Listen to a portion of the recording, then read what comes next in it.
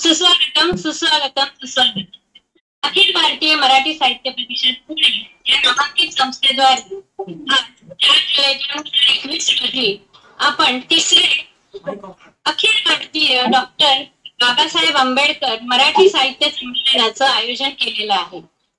या साहित्य संमेलनात महाराष्ट्रातील दिग्गज कार्यकारी मंडळी सहभागी झालेले आहेत. त्यांचा मी थोडक्यात आपल्याला परिचय करून देते. आज आपल्या इथे मान्यवर कार्यक्रमाचे उद्घाटक आहेत माननीय रामदासजी आठवले साहेब, जे केंद्रीय समाज कल्याण मंत्री म्हणून कार्यरत आहेत.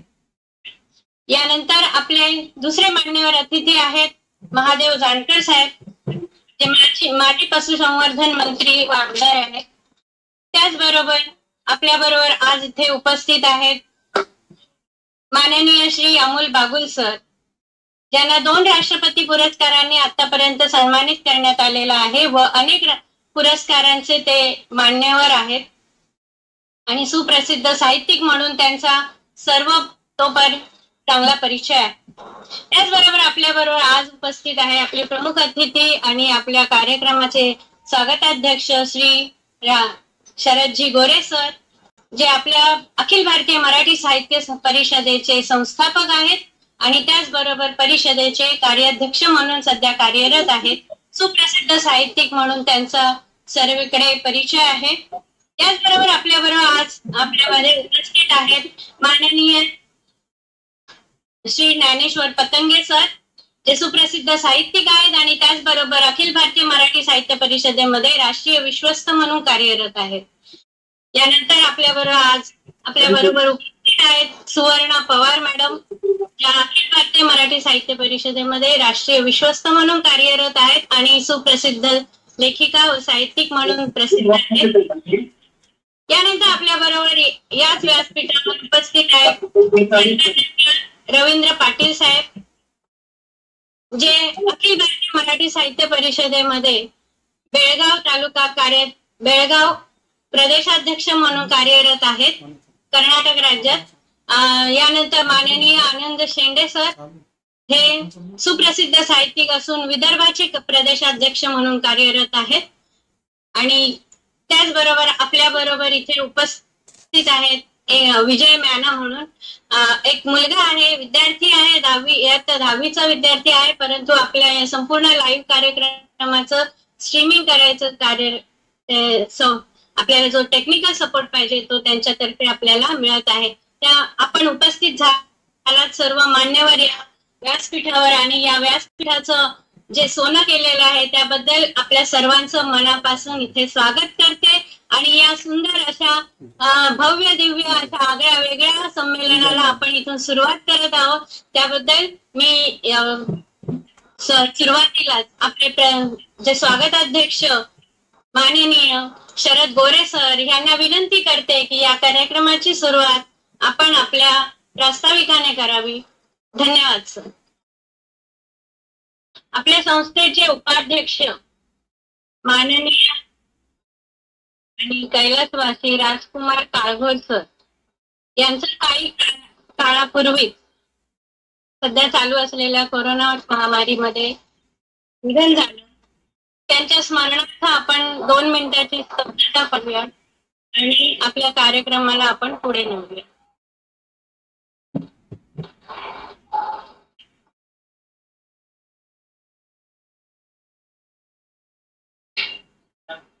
धन्यवाद. राजकुमार सरांनी आतापर्यंत आपल्या अनेक संमेलनं पार पाडली आणि आपल्या परिषदेचं नाव संपूर्ण भारतभरात पसरवण्यासाठी भारतभर आपली संस्थेचं कार्य पोहोचवण्यासाठी अविरत मेहनत केली.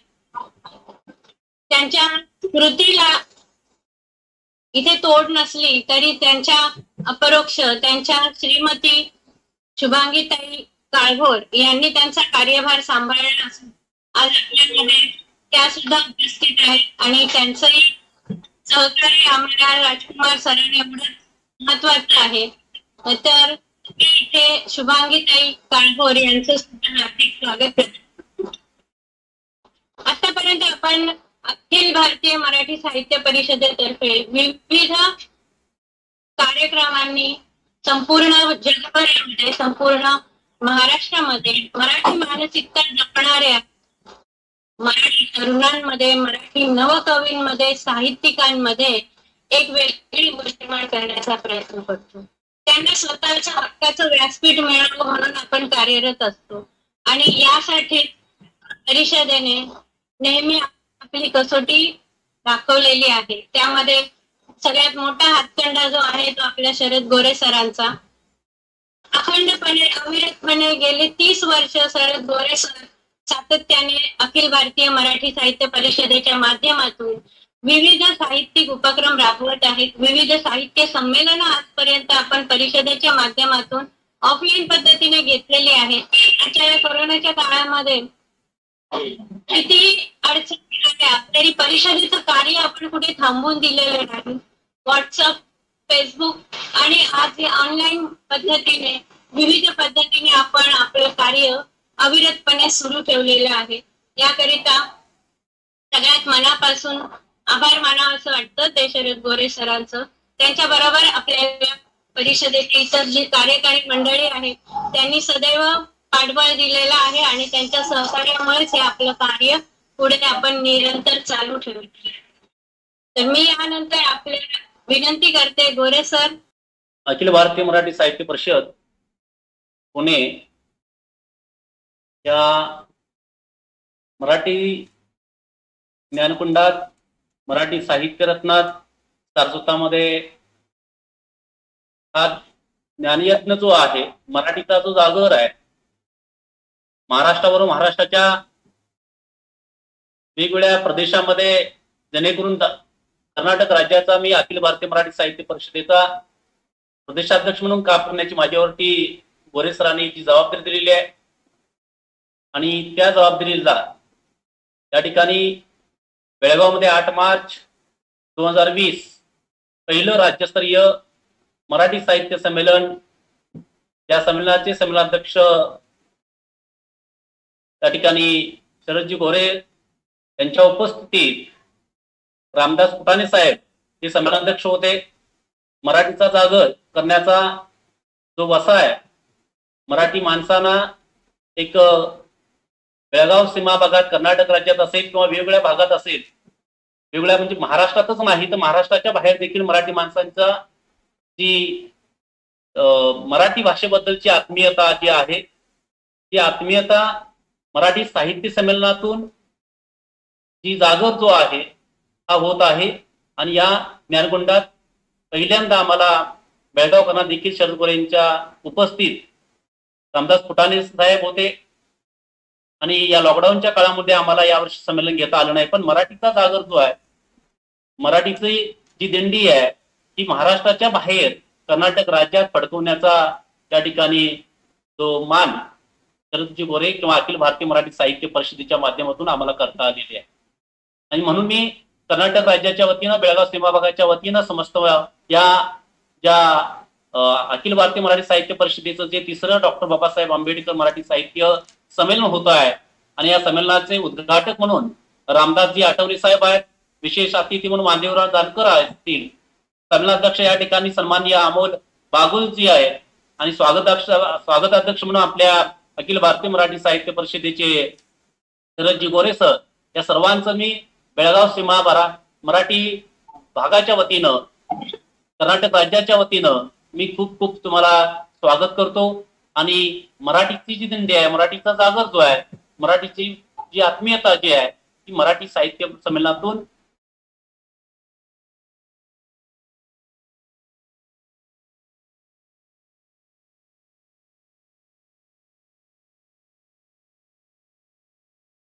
आणि मराठी तिथल्या स्थानिकांना इथलं व्यासपीठ या ठिकाणी उपलब्ध करून दिलेलं आहे. बेळगाव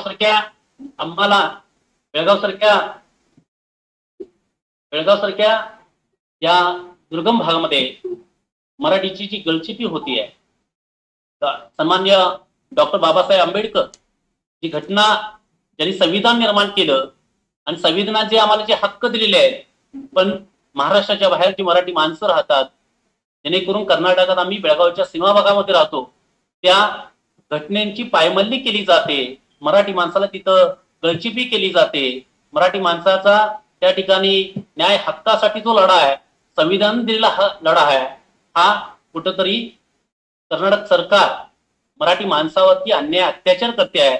मग आपण मराठी माणूस म्हणून, महाराष्ट्र म्हणून, किंवा जे रामदासजी आठवले साहेब असतील, किंवा महादेवराव जानकर साहेब, किंवा शरदजी गोरे साहेब, अमोल बागुल साहित्यिक आहेत, मराठी माणसाला न्याय निश्चितच मिळून दिला पाहिजे. आणि म्हणून हा मराठीचा जागर जो महाराष्ट्राच्या वेगवेगळ्या राज्यामध्ये होतोय, त्यापैकी कर्नाटक राज्यामध्ये देखील आपण करतो आहोत. फक्त 2020 मध्ये पहिलं राज्यस्तरीय संमेलन आपण घेतलं. त्यानंतर लॉकडाऊनच्या काळामध्ये आपल्याला ते घेता आलं नाही, पण ऑनलाईनच्या माध्यमातून आपण ते निश्चितच घेण्याचा आपण प्रयत्न करतो आहोत. शरदजी गोरे यांच्या मार्गदर्शनानुसार आपण त्याचं नियोजन करूया. तुम्ही सर्व साहित्यिक आहेत, तुमचंही आपल्याला सहकार्य पाहिजे. पण बेळगाव मधल्या मराठी माणसाला न्याय हक्कासाठी इथली जी वेदना आहे, इथली जी तळमळ आहे, इथली जी संस्कृती आहे, इथला जो मराठी अस्मितेचा जो झेंडा आहे, माय मराठीच्या रक्षणासाठी, भगव्याच्या संरक्षणासाठी मराठीचा जागर करणं अत्यंत गरजेचं आहे. तर मराठीला अभिजात दर्जा दिला पाहिजे. त्याचबरोबर मराठीला इथं सीमा भागातली मराठी जगली पाहिजे. मराठी सीमा भागामध्ये मग कर्नाटकातल्या बेळगाव भागामध्ये ते कानडीकरणाचं वरवंट चाललंय आणि इथली मराठी निस्तनाबूत करण्याचा जो चाललेला प्रयत्न आहे, हा कुठेतरी साहित्यिकांनी, महाराष्ट्र शासनाने या सीमाभागाकडे लक्ष अधिक देऊन या ठिकाणी मराठीचा जागर निश्चित करण्याचा आपण ठिकाणी सहकार्य मिळावं ही मी या ठिकाणी उद्योगपती रामदासजी आठवले साहेब आहेत. आम्हा मराठी माणसावरती अन्याय होतोय, समस्त मराठी माणसावरती अन्याय होतोय. हा मराठी साहित्यातून कुठेतरी जागर होऊन मराठी साहित्यिकांनी, सारस्वतांनी धन्यवाद. हॅलो हॅलो हॅलो हा, माननीय नामदार रामदासजी आठवले सर या साहित्य संमेलनाचे उद्घाटक, त्यांचं मी अखिल भारतीय मराठी साहित्य परिषदेच्या वतीने डॉक्टर बाबासाहेब घेऊन पाटील सर धन्यवाद. माझं काय ते शरद गोरे मी बोलतो. हो, तर या साहित्य संमेलनाचे उद्घाटक केंद्रीय सामाजिक कल्याण मंत्री रामदासजी आठवले सरांना विनंती करतो की या साहित्य संमेलनाचं औपचारिक उद्घाटन करून आपले मार्गदर्शनपर 2 शब्द आम्हाला द्यावेत. माननीय नामदार रामदासजी आठवले सर. तर मी प्रथमतः भारतीय संविधानाचे शिल्पकार भारतरत्न डॉक्टर बाबासाहेब आंबेडकरांना विनम्र अभिवादन करून आज मला आनंद आहे की अखिल भारतीय मराठी साहित्य परिषद पुणे आयोजित 3रे अखिल भारतीय डॉक्टर बाबासाहेब आंबेडकर मराठी ऑनलाईन साहित्य संमेलन होत आहे. महामारी असल्यामुळं हे जे साहित्य संमेलन आहे ते वेगळ्या पद्धतीने होणं अत्यंत आवश्यक होतं. अनेक लोकांच्या सोबत डायरेक्ट चर्चा करण्यासाठी हे संमेलन होणं आवश्यक होतं. परंतु कोविडमुळं आपल्याला हे जे साहित्य संमेलन आहे ऑनलाईन घ्यावंच लागतं. आणि आज मला माझ्यावर शरदजी गोरे जे सुप्रसिद्ध साहित्यिक आहे, संस्थापक आहेत, राष्ट्रीय कार्याध्यक्ष, ते या अखिल भारतीय मराठी साहित्य परिषदेचे ते राष्ट्रीय कार्याध्यक्ष आहेत.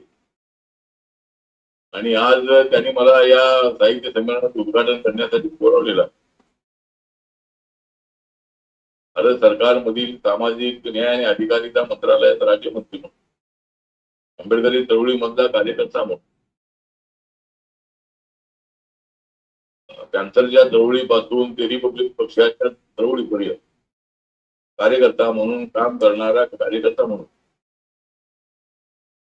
आणि रिपब्लिकन पक्षाचा राष्ट्रीय अध्यक्ष म्हणून आपण आज मला या ठिकाणी बोलावलेलं आहे. तसा साहित्याच्या बद्दल मला सुरुवातीपासूनच प्रचंड आदर राहिलेला.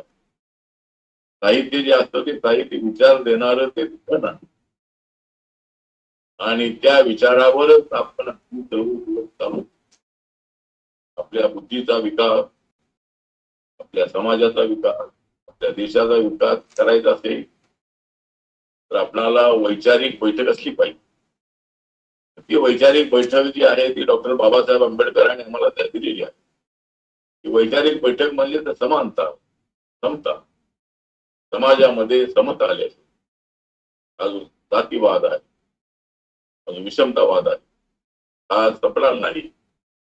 आणि त्यामुळं डॉक्टर बाबासाहेब आंबेडकरांचे विचार हे शांतीच्या विचारावर आधारलेले विचार आहेत. डॉक्टर बाबासाहेब आंबेडकरांनी हिंसेला नेहमीच विरोध केलेला आहे. डॉक्टर बाबासाहेब आंबेडकरांनी आतंकवादाला विरोध केलेला आहे. डॉक्टर बाबासाहेब आंबेडकरांनी नक्षलवादी मुवमेंटला विरोध केलेला आहे. नक्षलवादी मुवमेंटच्या मध्ये काम करणाऱ्या कार्यकर्त्यांच्या बद्दल आम्हाला आदर आहे. त्यांच्या मागण्या आम्हाला मान्य आहे. कष्टकऱ्यांना, दलितांना, आदिवासींना, जंगलात राहणाऱ्या लोकांना न्याय मिळाला पाहिजे ही त्यांची भूमिका ही आम्हाला मान्य आहे. पण जो त्यांनी मार्ग हिंसेचा जो अंगीकारलेला त्या मार्गाशी आम्ही संमत नाही. त्यांच्या मागण्या कशा सोडवायच्या याबद्दल आम्ही सगळे मिळून आपण प्रयत्न करायला हरकत नाही. गोरगरिबांना न्याय मिळाला पाहिजे, भूमींना जमीन मिळाली पाहिजे, बेघरांना पक्क घर मिळालं पाहिजे, पर्यावरण जे आहे ते पर्यावरण चांगलं ठेवण्यासाठी सगळ्यांनी प्रयत्न केला पाहिजे. झाडे लावा प्रत्येक गावा. पर्यावरण डेच्या दिवशी, आंतरराष्ट्रीय पर्यावरण डे होता, त्या दिवशी मी तर सांगितलं होतं की झाडे लावा आपल्या गावा, झाडे लावा आपल्या गावा, निळा आणि भगवा, निळा आणि भगवा, झाडे जगवा. झाडे जगवल्याशिवाय आपल्याला ऑक्सिजन मिळणार. पण पाहिलेलं आहे की कोविडच्या कालखंडामध्ये ऑक्सिजन न मिळाल्यामुळं अनेक लोकांनी प्राण गेलेले आहेत. आतापर्यंत मोठ्या प्रमाणामध्ये जवळजवळ 4 लाखापेक्षाही जास्त लोकांचा मृत्यू आपल्या देशामध्ये झालेला. कोविडमुळे अत्यंत महाभयंकर अशी महामारी आपल्या मागे लागली. 2020 मध्ये आणि 2021 मध्ये या महामारीनं आपल्याला पूर्णपणे उद्ध्वस्त केलेला आहे.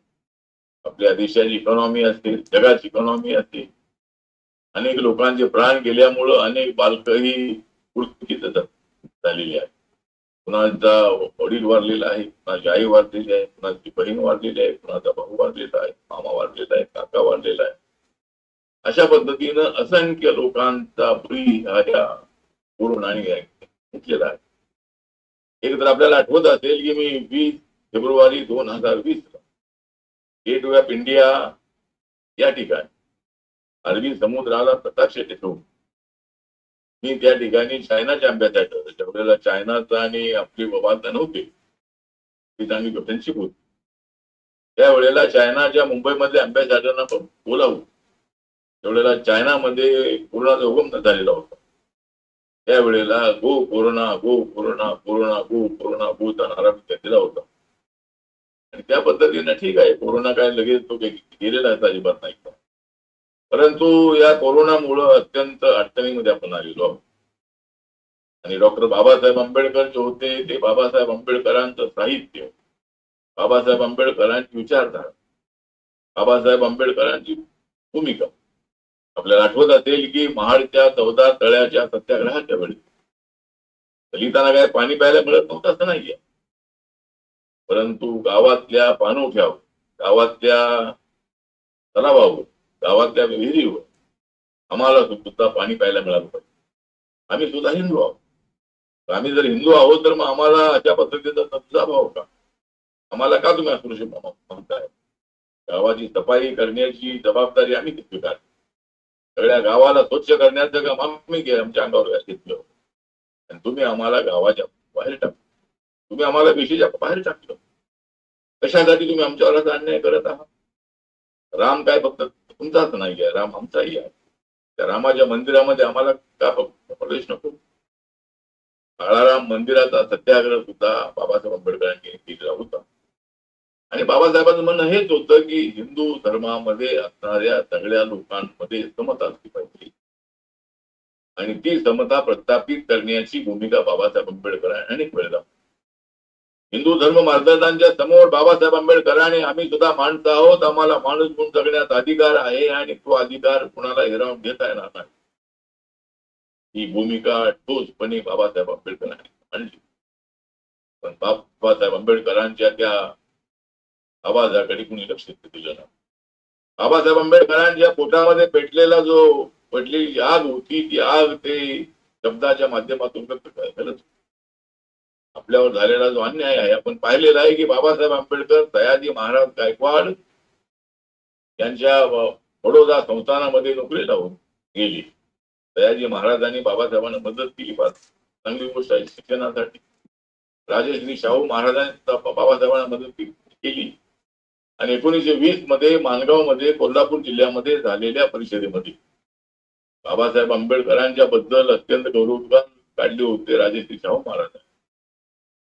आणि शाहू महाराज म्हणाले होते की मी तुमचा नेता नाही, तुम्हाला हा नेता मिळालेला आहे. डॉक्टर आंबेडकर हा नेता तुम्हाला आता मिळालेला आहे.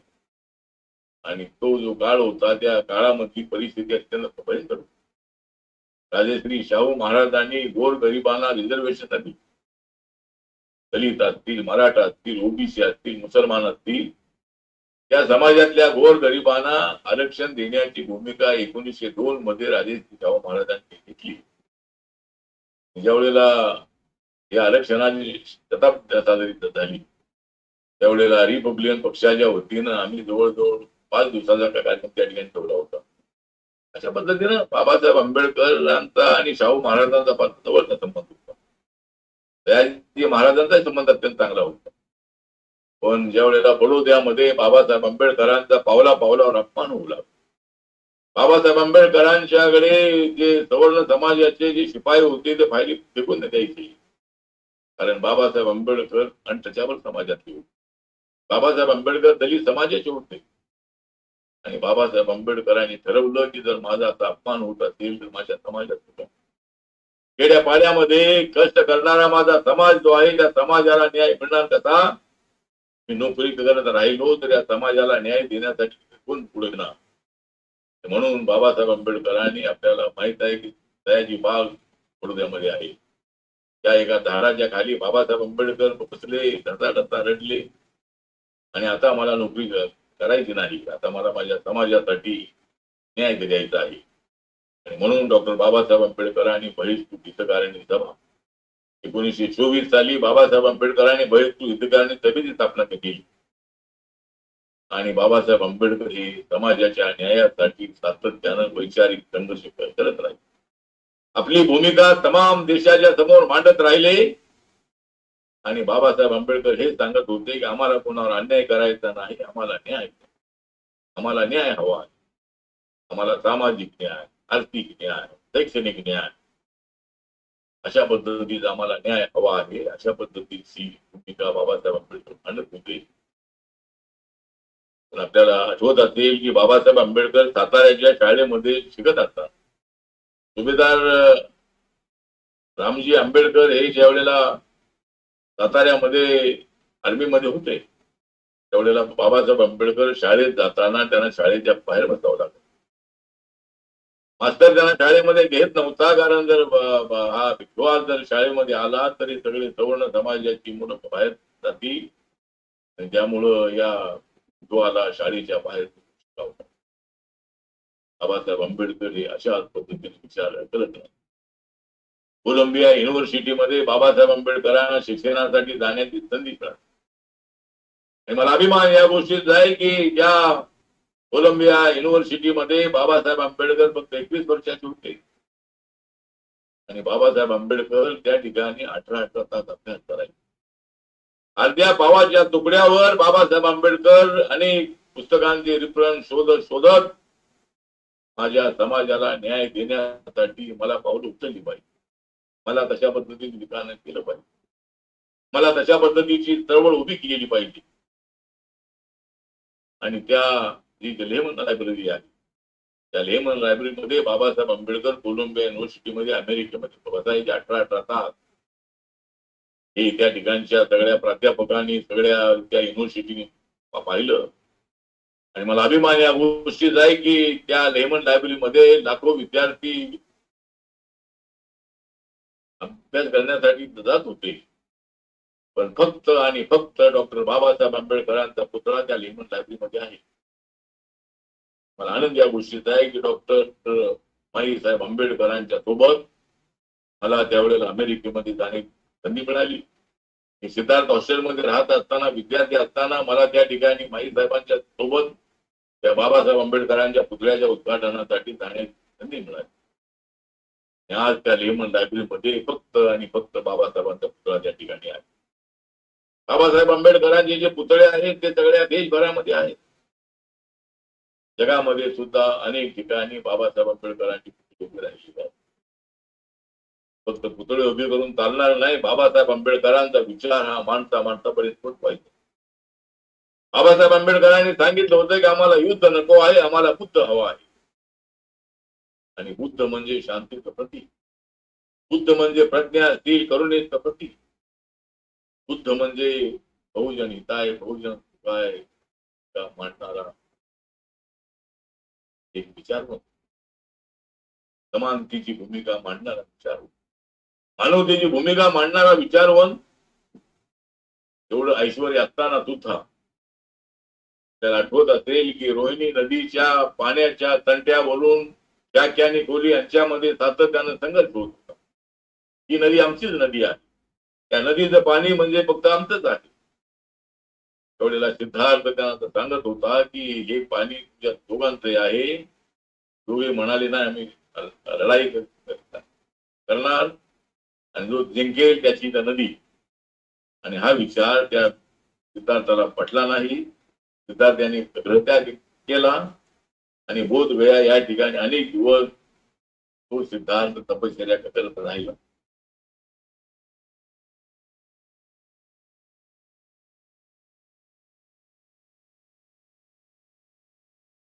बरोबर.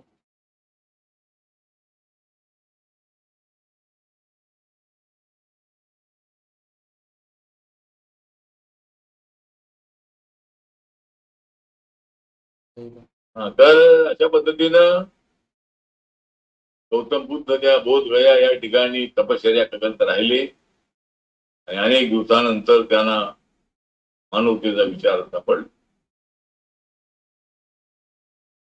आणि त्याच गौतम बुद्धांचा विचार आपल्याला आठवत असेल की 14 ऑक्टोबर 1956 पडला. डॉक्टर बाबासाहेब आंबेडकरांनी बौद्ध धम्माची दीक्षा घेतली आणि बाबासाहेब आंबेडकर हे शांततेच्या दिशेनं जाण्याची भूमिका घेत नाही. हा संघर्ष जो आहे तो संघर्ष फिजिकल संघर्ष नको, हा वैचारिक संघर्ष असला पाहिजे. ही भूमिका सातत्यानं बाबासाहेब आंबेडकर मांडत राहील.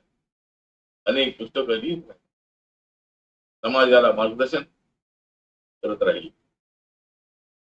मी आपल्याला सांगितलं होतं की बहिष्कृत युद्धकारिणी सभेची स्थापना 1924 करण्यात आली.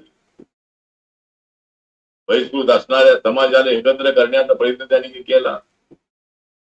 त्यानंतर 1936 साली बाबासाहेब आंबेडकरांनी इंडिपेंडंट लेबर पार्टीची स्थापना केली आणि सगळ्या कामगारांना कष्टकऱ्यांना एकत्र आणण्याचा प्रयत्न केला.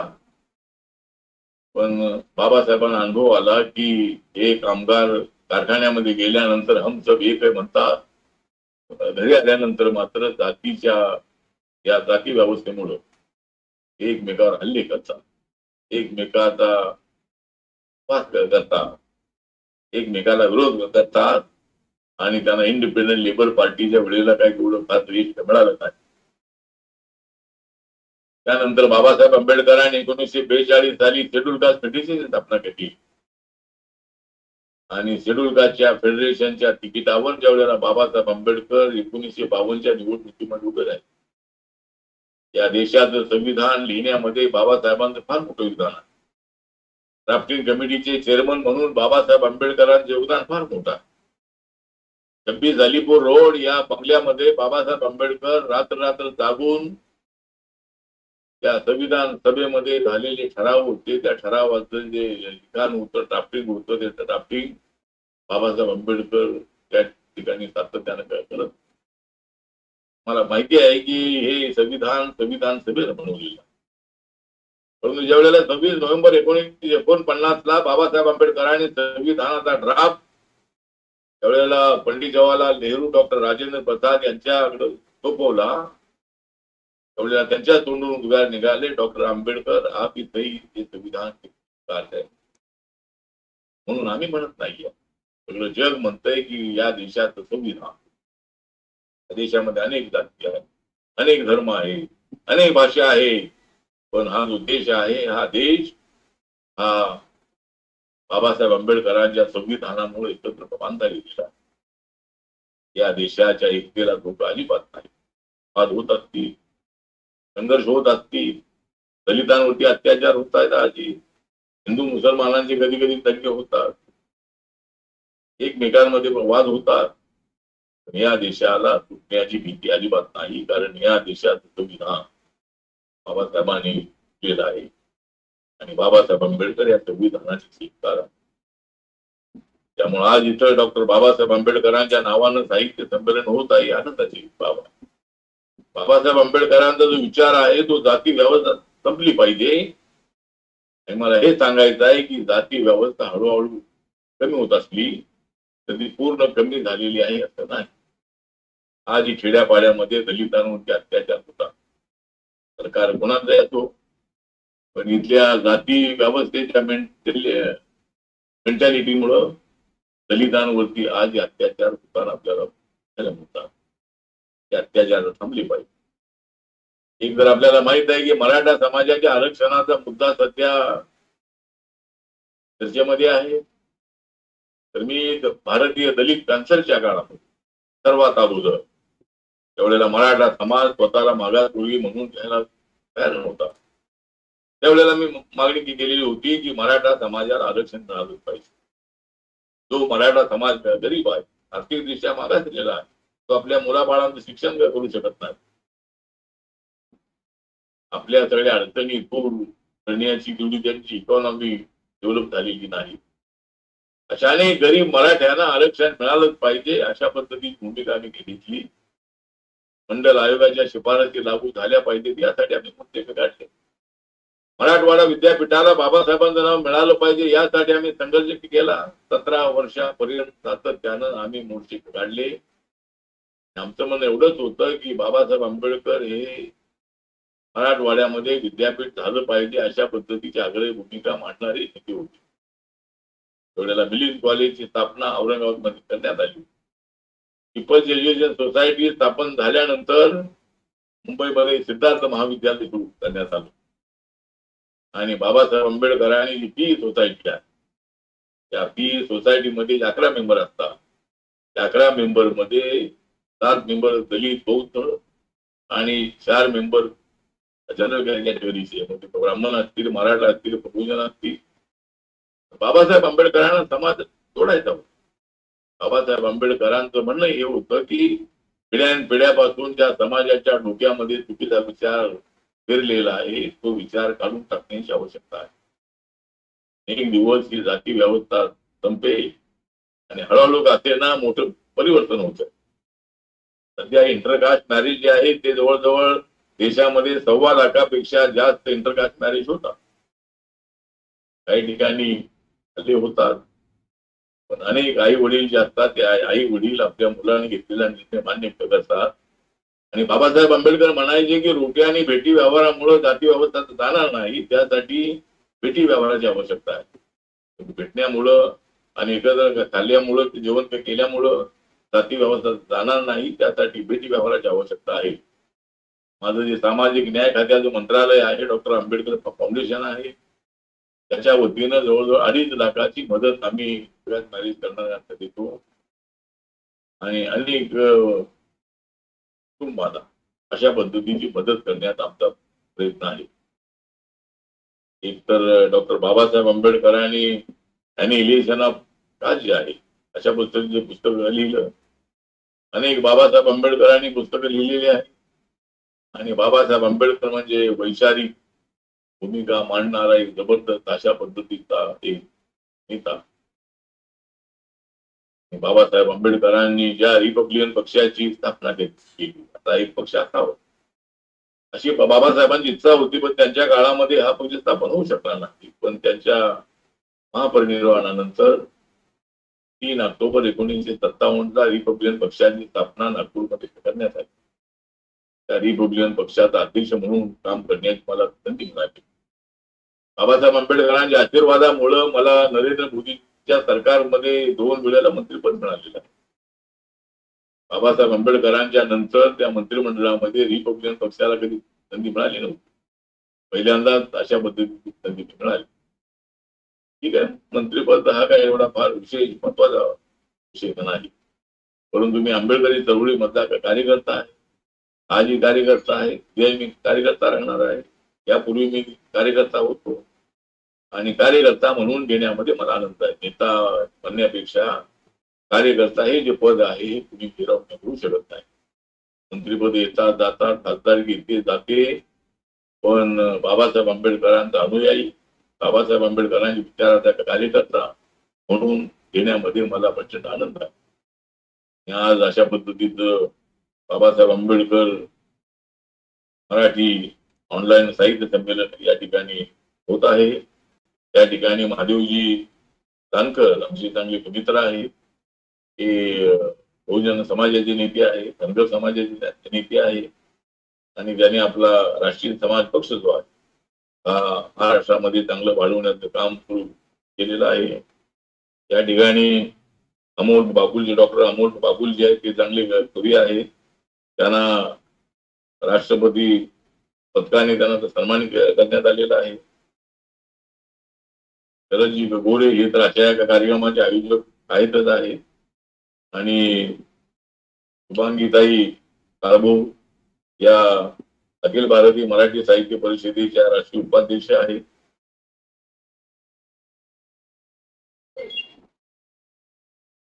काय ते माननीय पतंगेजी आहे, ते सुप्रसिद्ध साहित्यिक आहेत. ते आमचे घोडाजी आहेत, ते सुद्धा मुंबईमध्ये ते राहत आहेत आणि ते सुप्रसिद्ध साहित्यिक आहेत. आज मला या साहित्य संमेलनाचं उद्घाटन करण्याची संधी आपण दिली, त्याबद्दल मी आपल्या सगळ्यांचं मी या ठिकाणी अखिल भारतीय मराठी साहित्य परिषदेचं मी या ठिकाणी हार्दिक आभार व्यक्त करतो आणि आंबेडकरी चळवळीचा कार्यकर्ता म्हणून मला त्या ठिकाणी आपण उद्घाटन करण्याची संधी दिली, त्याबद्दल मी आपल्या सगळ्यांचा हार्दिक आभार व्यक्त करतो. आणि या ऑनलाईन साहित्य संमेलनाचं उद्घाटन झालेलं आहे. डॉक्टर बाबासाहेब आंबेडकर मराठी ऑनलाईन साहित्य संमेलनाचं उद्घाटन झालेलं आहे असे मी या ठिकाणी जाहीर करतो. नमो बुद्धाय. जय भीम, जय भारत, जय महाराष्ट्र.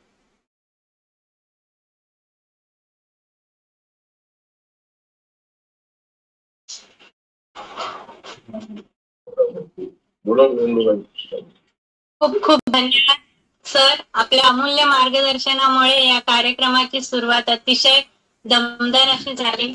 आपण दिलेले जे काही स्वर्ण बोल आहेत ते आमच्यासाठी खूप महत्वाचे आहेत आणि कायमस्वरूपी आमच्या हृदयामध्ये ते स्थानापन्न राहणार आहेत. आपल्या एक छोटीशी आठवण सांगते. 2018 साली आपल्याच हस्ते माझ्या पहिल्या काव्य संग्रहाचं उद्घाटन दिल्ली येथे आपण केलं होतं आंध्र भवन, आणि तिथून जी साहित्य परिषदेमध्ये मला चांगली प्रसिद्धी मिळाली. गोरे सरांनी चांगलं इथे मला सहकार्य केलं आणि पुढे आणण्याचा प्रयत्न केला, त्याबद्दल मी तुम्हा सर्वांचं मनापासून आभार मानते. माझ्या पहिल्या काव्य संग्रहाचं प्रकाशन सर तुमच्या हस्ते झालेलं आहे, त्याबद्दल खूप खूप धन्यवाद. आणि तुम्हाला तर सांगतो की गोरे सरांनी तुम्हाला पुढे आणले, गोरे सरांनी तुम्हाला पुढे आणले म्हणून मी तुमचे आभार मानले. धन्यवाद धन्यवाद. यानंतर मी गोरे सरांना विनंती करते, सर आपण आपलं अमूल्य मार्गदर्शन आणि आपलं प्रस्तावित करावं आणि कार्यक्रमाला आपण पुढे घेऊन जावं. विश्वरत्न डॉक्टर बाबासाहेब आंबेडकर 3ऱ्या अखिल भारतीय मराठी साहित्य संमेलनाचे सन्माननीय उद्घाटक आणि बहुजन चळवळीचे आधारस्तंभ नेते, आमचे सन्मान्य ज्येष्ठ मित्र नामदार रामदासजी आठवले सर, सामाजिक न्याय मंत्री भारत सरकार. या साहित्य संमेलनाचे सन्मान्य अध्यक्ष, आमचे साहित्य चळवळीमधले सहकारी आणि ज्यांना 2 राष्ट्रपती पारितोषिकांनी सन्मानित करण्यात आलेलं आहे आणि जे अतिशय संवेदनशील असे साहित्यिक डॉक्टर अमोलजी बाबुल, त्याचबरोबरीने या साहित्य संमेलनासाठी उपस्थित असलेले आमचे साहित्य परिषदेचे विश्वस्त डॉक्टर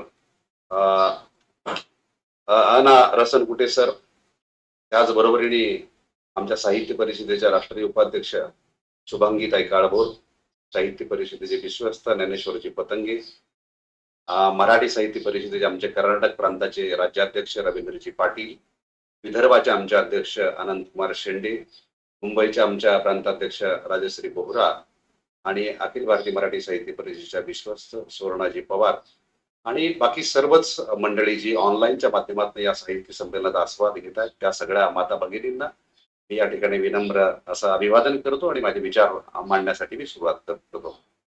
खरं तर हे ऑनलाईन प्रकारचं साहित्य संमेलन बाबासाहेबांच्या नावाने ह्याची संकल्पना काय आहे, तर मला असं वाटतं की नॉलेज इज द पॉवर, असं डॉक्टर बाबासाहेब आंबेडकर म्हणाले. त्या डॉक्टर बाबासाहेब आंबेडकरांच्या जयंतीच्या निमित्तानं ह्या जगामध्ये नॉलेज डे युनेस्कोने जाहीर केलेला आहे. म्हणजे जगामध्ये नॉलेज ही जर काय असेल तर नॉलेजचा दुसरा सिम्बॉल जे आहे ते डॉक्टर बाबासाहेब आंबेडकर असं जगमान्य झालेलं आहे.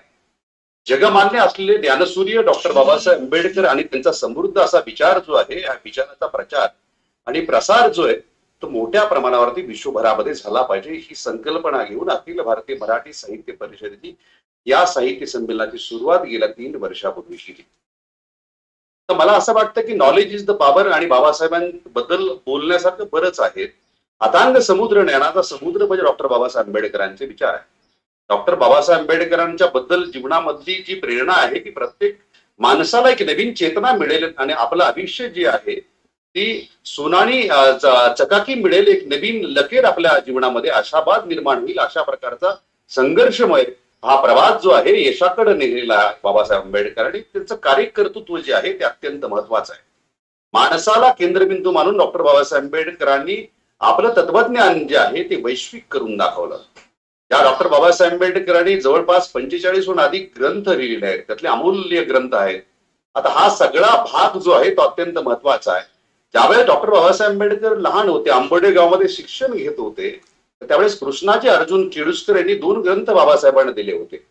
त्यामधला पहिला ग्रंथ होता शिवाजी महाराजांचं चरित्र आणि दुसरा ग्रंथ होता बुद्धांचं चरित्र. हे 2 ग्रंथ बाबासाहेबांना मिळाले म्हणून बाबासाहेबांच्या जीवनामध्ये आमूलाग्र बदल झाला असं बाबासाहेबांनी नमूद केलेलं आहे.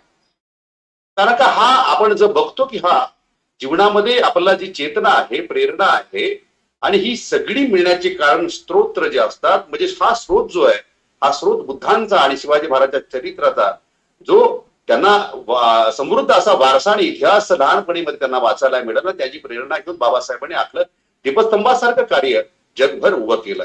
हे अत्यंत महत्वाचं वाखण्याजोगं आहे. आणि मग पुढे आपण जर बघितलं की बाबासाहेबांचं शिक्षण नंतर एलिस्ट्रेशनला मुंबईला झालं, त्यानंतर मग बाबासाहेब परदेशामध्ये शिकायला गेले आणि जगामधल्या सगळ्यात जास्त विद्वान विभूती म्हणून डॉक्टर बाबासाहेब आंबेडकरांकडे पाहिलं जातं की ज्यांनी अनेक विषयांमध्ये डिग्र्या घेतलेल्या आहेत.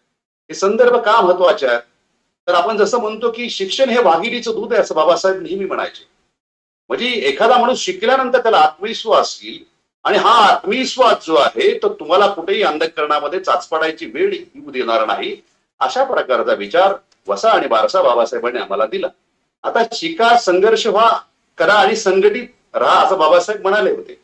शिका, संघटित राहा आणि संघर्ष करा. आता आम्ही शिकलो आणि बाबासाहेबांना अभिप्रेत असलेला बलशाली भारत जो आहे तो भारत बनवण्यामध्ये भारतातली लोक कमी पडलेले आहे, याचा सुद्धा पुनर्विचार ह्या प्रत्येक माणसाने केला पाहिजे. बाबासाहेबांना जे अभिप्रेत होतं की जाती अंताची लढाई, आत्ताच नामदार आठवले साहेबांनी सांगितलं की बाबासाहेबांनी सांगितलं होतं कास्ट इक्विलिशन नावाचा बाबासाहेबांनी अत्यंत समृद्ध असा ग्रंथ लिहिला. तर बाबासाहेबांचा लढा जो होता की या देशामधली नव्हे तर या विश्वामधली जात संपुष्टात आली पाहिजे. पण आपल्या इकडची कार्यपद्धती जी आहे ती विसंगत कार्यपद्धती आहे. ही कार्यपद्धती आपल्याला बदलायला पाहिजे. ज्या शाळेमध्ये आम्ही जातो त्या शाळेमध्ये दाखल्यावरती जात असते आणि त्या शाळेमधल्या प्रार्थनेमध्ये भारतामधले बांधव आणि भगिनी माझी एकच आहेत. ही विसंगती जोपर्यंत या देशामधल्या शिक्षण प्रणालीमध्ये मूलभूत फरक होणार नाही तोपर्यंत आपल्याला हे काही होणार नाही. वरपांगी कुठलाही मलम लावून जखम कधीच बरी होत नसते, तर ती जखम का निर्माण होते याचा विचार इथल्या सगळ्या प्रज्ञावंत साहित्यिकांनी विचारवंतांनी करण्याची आवश्यकता आहे.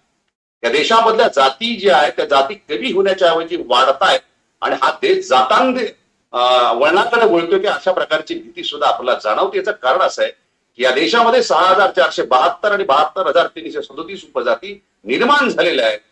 जात जोपर्यंत जात नाही तोपर्यंत ह्या फक्त वरपांगी गप्पा आहेत आणि वरच्या वर आपण फक्त बोलतोय की फुले शाह आंबेडकरांचा विचार आणि ह्या सगळ्या गोष्टी सुरू आहेत. मला वाटतं बाबासाहेबांचा विचार, शिवाजी महाराजांचा विचार आणि महात्मा फुलेंचा विचार आणि बुद्धांचा विचार हा एकच आहे. हा विचार कशाचा आहे? हा विचार समतेचा आहे, हा विचार बंधुतेचा आहे आणि हा विचार न्यायाचा आहे.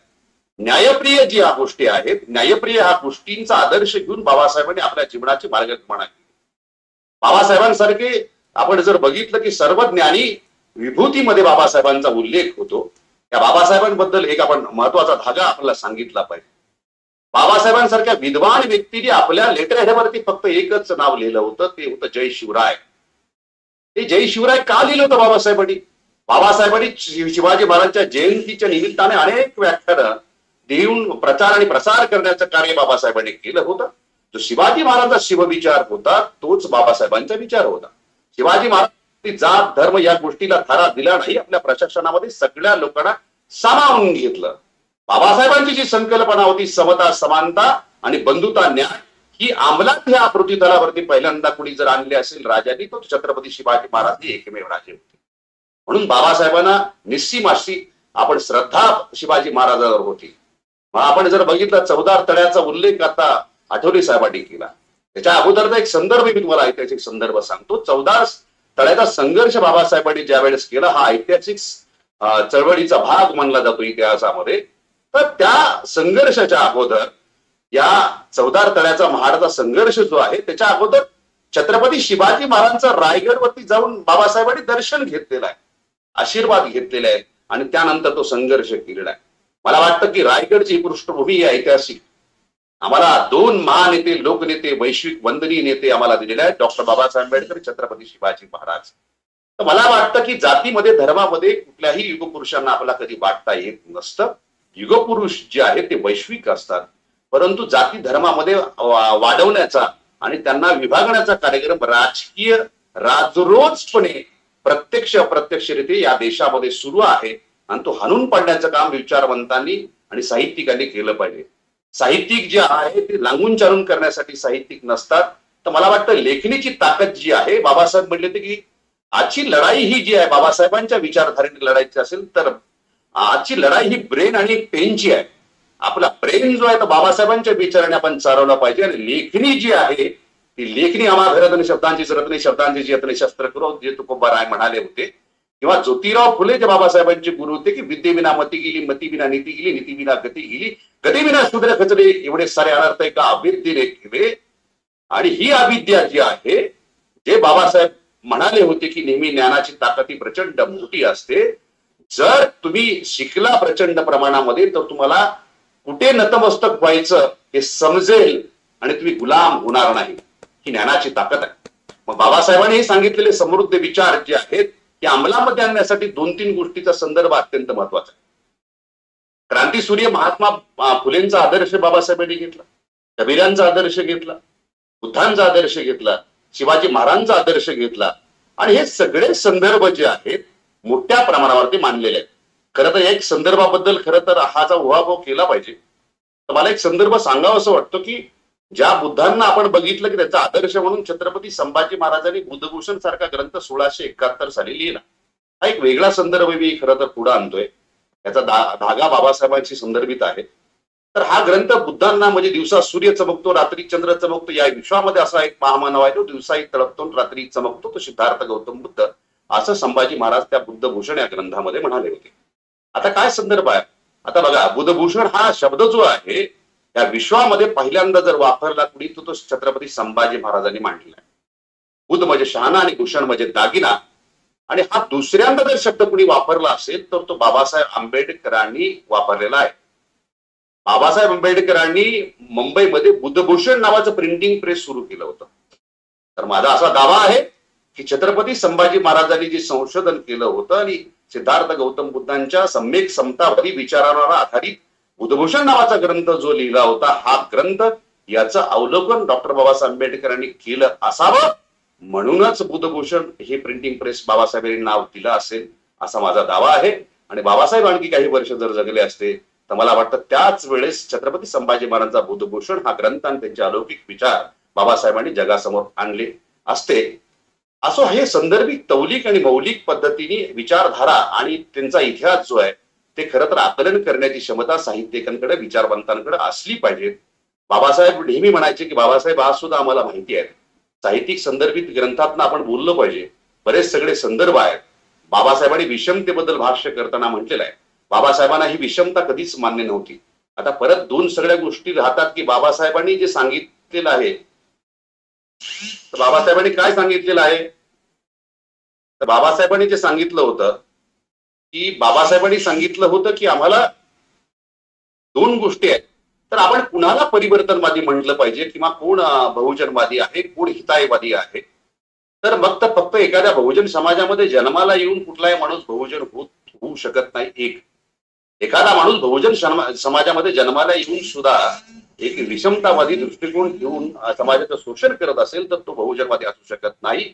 एखादा व्यक्ती अभिजन समाजामध्ये जन्माला येऊन तो बहुजन विचार अंगीकारत असेल आणि तो स्वीकारत असेल तर मला वाटतं तो सुद्धा बहुजन असू शकतो. अशा प्रकारचा वैश्विक विचार बाबासाहेबांनी दिला होता. याचा अर्थ माणूस कुठलाही जन्माने हा कधी श्रेष्ठ ठरत नाही. कुठल्या जातीमध्ये, कुठल्या धर्मामध्ये जन्माला आला यापेक्षा आपण जन्माला आल्यानंतर कुठला धर्म पाळला हा अत्यंत भाग महत्वाचा आहे. आणि हा धागा घेऊन छत्रपती शिवाजी महाराज आणि बाबासाहेबांनी आपल्या जीवनाची मार्गक्रमणा केली होती आणि तोच विचार आम्हाला अभिप्रेत आहे. संकुचित विचार जे ती माणसाला मर्यादित करतात आणि विचार हे जे आहे ते संकुचित असल्यानंतर ते विचार राहत नाही तर ते अविचार ठरतात. आणि अविचार जे आहे, अविचाराला विचार मानून आपल्या जीवनाची मार्गक्रमणा करण्याचं काम साहित्यिक खरं तर फार मोठ्या प्रमाणावरती करतायत. दुर्दैवाची गोष्ट की साहित्यिकांनी प्रचंड प्रमाणामध्ये वाचलं पाहिजे.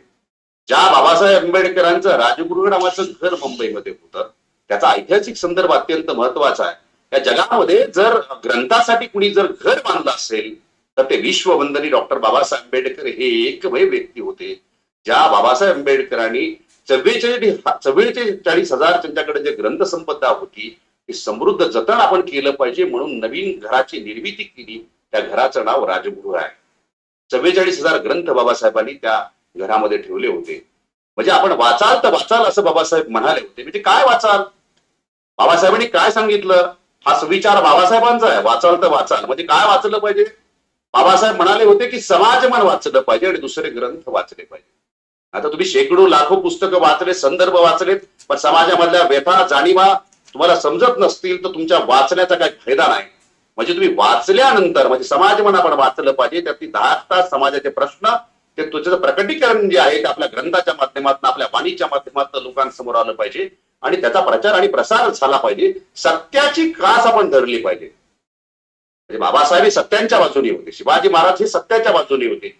शिवाजी महाराजांचा धर्म शिवधर्म होता. शिव म्हणजे सत्य आणि सत्यशोधक धर्म जो महात्मा ज्योतिराव फुलेंनी सुरू केला. सत्य म्हणजे काय, खऱ्याला खरं म्हटलं पाहिजे. सूर्य पूर्वेला उगवत होता तर पूर्वेलाच उगवला पाहिजे. कुणीतरी काही बाष्कळ गप्पा मारल्या आहेत त्यातल्या कथाकथित ग्रंथामध्ये, त्याचा आधार घेऊन फक्त आम्ही जर सगळं सांगत असू तर त्याला कुठल्याही प्रकारचा अर्थ नाही.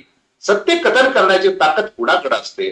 म्हणजे आपण नेहमी म्हणतो सत्य कोण बोलू शकतं. संभाजी महाराज नेहमी म्हणायचे की जे मर्द असतात ते सत्य बोलतात, की त्यांना धर्माची, देवाची वगैरे कसल्याही प्रकारची काय लागत नाही, चाट लागत नाही. आणि ज्या लोकांच्या अंधश्रद्धेवरती प्रचंड प्रमाणामध्ये विश्वास असतो तर ती लोक अशा प्रकारचे सगळे आधार घेत असतात. हे सगळे आसूड जे आहेत खरं तर याचं विवेचन करत असताना कुणावरती टीका करणं हा काही त्यातला भाग असू शकत नाही, कुणाला जवळ करणं हा एक भाग असू शकत नाही. नेहमी साहित्यिकांनी सत्य बोललं पाहिजे.